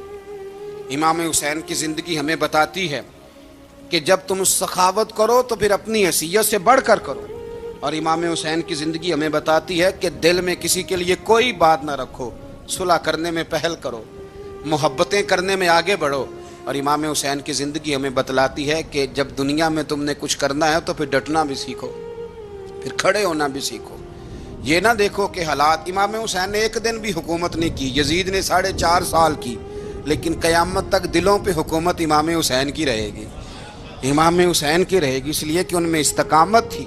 امام حسین کے ساتھ اس وقت 72 لوگ تھے، لیکن آج کائنات کا ذرہ ذرہ امام حسین کے ساتھ ہے۔ اس کا مطلب ہے وقت لگتا ہے، نظریہ غالب آ ہی جایا کرتا ہے، تو استقامت والی زندگی گزاریں۔ حضرت عمر جب نعرہ لگاتے نا تو کیسر و کسرا کانپتے، سفیر آتے روم کے ملنے کے لیے تو کہتے جاؤ عمر نفل پڑھ رہے ہیں، ٹائم کوئی نہیں۔ ایک دن اندر میٹنگ ہو رہی تھی، حضرت عمر میٹنگ میں بیٹھے تھے، آپ کے بیٹے ملنے آئے عبداللہ ابن عمر، ابا جی اندر آ جاؤ، فرمایا دروازے پہ کھڑا ہو، میں ضروری بات کر رہا ہوں، اندر نہ آنا۔ جناب عبداللہ ابن عمر کہتے ہیں میں دروازے پہ کھڑا ہو گیا، تھوڑی دیر گزری تو امام حسین بھی آ گئے۔ ایک حدیث میں، ایک روایت میں امام حسن کا لفظ بھی ہے، امام حسین آئے، آ کے عبداللہ ابن عمر سے کہنے لگے عمر فاروق اندر ہیں؟ تو کہا وہ اندر تو ہے۔ تو کہا آپ کیوں دروازے پہ کھڑے ہیں؟ کہنے لگے ابا جی نے کہا ہے یہاں انتظار کرو، میں کوئی ضروری بات کر رہا ہوں، لیکن شہزادے میرے لیے کہا ہے، میرے لیے، آپ جانا چاہیں تو چلے جائیں۔ امام حسین کہنے لگے امیر المومنین کوئی بات کر رہے ہوں گے، میں ظہر کے وقت مسجد میں مل لوں گا، ظہر کا ٹائم آئے گا نا تو میں مسجد میں مل لوں گا۔ یہ کہہ کے چلے گئے۔ حضرت عمر باہر آئے تو حضرت عبداللہ ابن عمر سے کہا کہ کوئی آیا تو نہیں؟ عرض کی حضور حسین ابن علی آئے، حسین ابن علی۔ تو کہا اندر کیوں نہیں بھیجا؟ کہا میں نے کہا تھا بے شک چلے جائیں، لیکن وہ کہہ رہے تھے کہ میں ظہر کے وقت مسجد میں مل لوں گا۔ تو سیدنا عمر فاروق فرمانے لگے عبداللہ تجھے تیری مار ہوئے، حسین کو کیوں واپس بھیجا؟ پھر عمر دنیا داروں کے سامنے ڈٹنا، کھڑا ہونا عمر پہ ختم ہے، لیکن جو اندر کی بات ہے نا، روح کی، جو عقیدت کی بات ہے، جو وفا کا رشتہ ہے، اس کو کون سمجھے؟ یہ جو روح کی مجبوریاں ہیں، یہ جو وفا کی مجبوریاں ہیں، اسے لوگ کیا سمجھیں؟ انہیں کیا پتا کہ مرشد کے بیٹے کے پیر چومنے میں حسن کیا ہوتا ہے؟ انہیں کیا پتا کہ جب استاد کا بیٹا گھر میں آتا ہے تو دل کرتا ہے مکان بیچ کے اسے دے دیں، اس کے باپ کی نیکیاں بڑی ہیں۔ جناب عمر فاروق دوڑے گئے، امام حسین کے دروازے پہ دستک دی۔ امام حسین باہر رکھا، شہزادے یار ملنے آئے تھے، بغیر ملے کیوں آ گئے؟ عرض کی کہ آپ مصروف تھے، آپ کے اپنے بیٹے بھی دروازے پہ کھڑے تھے، تو میں واپس آ گیا۔ امام حسین کہتے عمر جذبات میں آ گئے، سر سے پگڑی گر گئی، کہنے لگے حسین میرے بیٹے کا اور حسین کا کیا مقابلہ؟ کیا اس کی ماں کا نام فاطمہ الزہرا ہے؟ کیا اس کی نانی کا نام خدیجہ الکبریٰ ہے؟ کیا اس کے نانے کا نام محمد مصطفیٰ ہے؟ اور پھر سر سے پگڑی اتری تھی، اپنے بال زور سے پکڑ لیے، کہنے لگے حسین میں نا مکے میں اونٹ چرایا کرتا تھا اور ڈنڈوں سے مار کھاتا تھا اپنے باپ سے، یہ جو آج ساری دنیا میں عمر کے نعرے لگتے ہیں یہ تیرے نانے کا صدقہ ہے۔ شہزادے میری وفا اور میری وفا میں جب تیرا دل کرے نا دوڑ کے آ جایا کر۔ عمر تو لوگ، ایک دن امام حسین نے آ کے نا جناب فاروق اعظم سے کہا، خطبہ دے رہے تھے بچوں کی طبیعت شروع میں، پتہ نہیں کیا بات آئی امام حسین کے دل میں، کہنے لگے عمر نیچے اترو، یہ میرے نانا کا ممبر ہے۔ تو حضرت سیدنا عمر، سنو کبھی میرا بھی بچہ آ جائے تو میں کہتا ہوں اس کو پکڑو یار، بچوں کو تو نہیں نا جمعوں میں مطلب ذکر کیا جاتا، اترنا میرے نانے کا ممبر ہے۔ جناب عمر اتر کے نیچے کھڑے ہو گئے، تو کہا جا کے اپنے نانے کے ممبر پہ بیٹھ۔ تو حضرت عمر رو پڑے، کہنے لگے شہزادے میرے نانے کا ممبر ہی کوئی نہیں ہے ہی نہیں، یہ ممبر یہ مصلی یہ تیرے نانے کی شان ہے، میرے نانے کا کوئی ممبر نہیں، تیرے ہی نانے کا ممبر ہے۔ تھوڑی دیر کھڑے رہے تو امام حسین کہنے لگے اچھا کوئی نہیں آپ کے نانے کا ممبر کا نہیں، کہا چلو پھر میرے نانے کے ممبر پہ بیٹھ جاؤ، چلو خیر ہے، کوئی نہیں آپ کے نانے کا، کہا نہیں، تو کہا کوئی نہیں پھر میرے نانے کے۔ جب حضرت عمر بیٹھے تو بڑا شاندار جملہ کہا، فرمانے لگے میں ممبر پر مرضی سے نہیں بیٹھا تھا، مجھے ابو بکر نے بٹھایا تھا، اور پھر حسین کے کہنے پہ میں اترا ہوں، اب مجھے حسین نے بٹھایا ہے، اب کسی کی جرأت ہے تو عمر کو اتار کے دکھائے، اب میں حسین کا تیری نسل پاک میں۔ اللہ تعالی ہمیں ان کے فیوز و برکات عطا فرمائے۔ آخر دعوانا ان الحمدللہ رب العالمین۔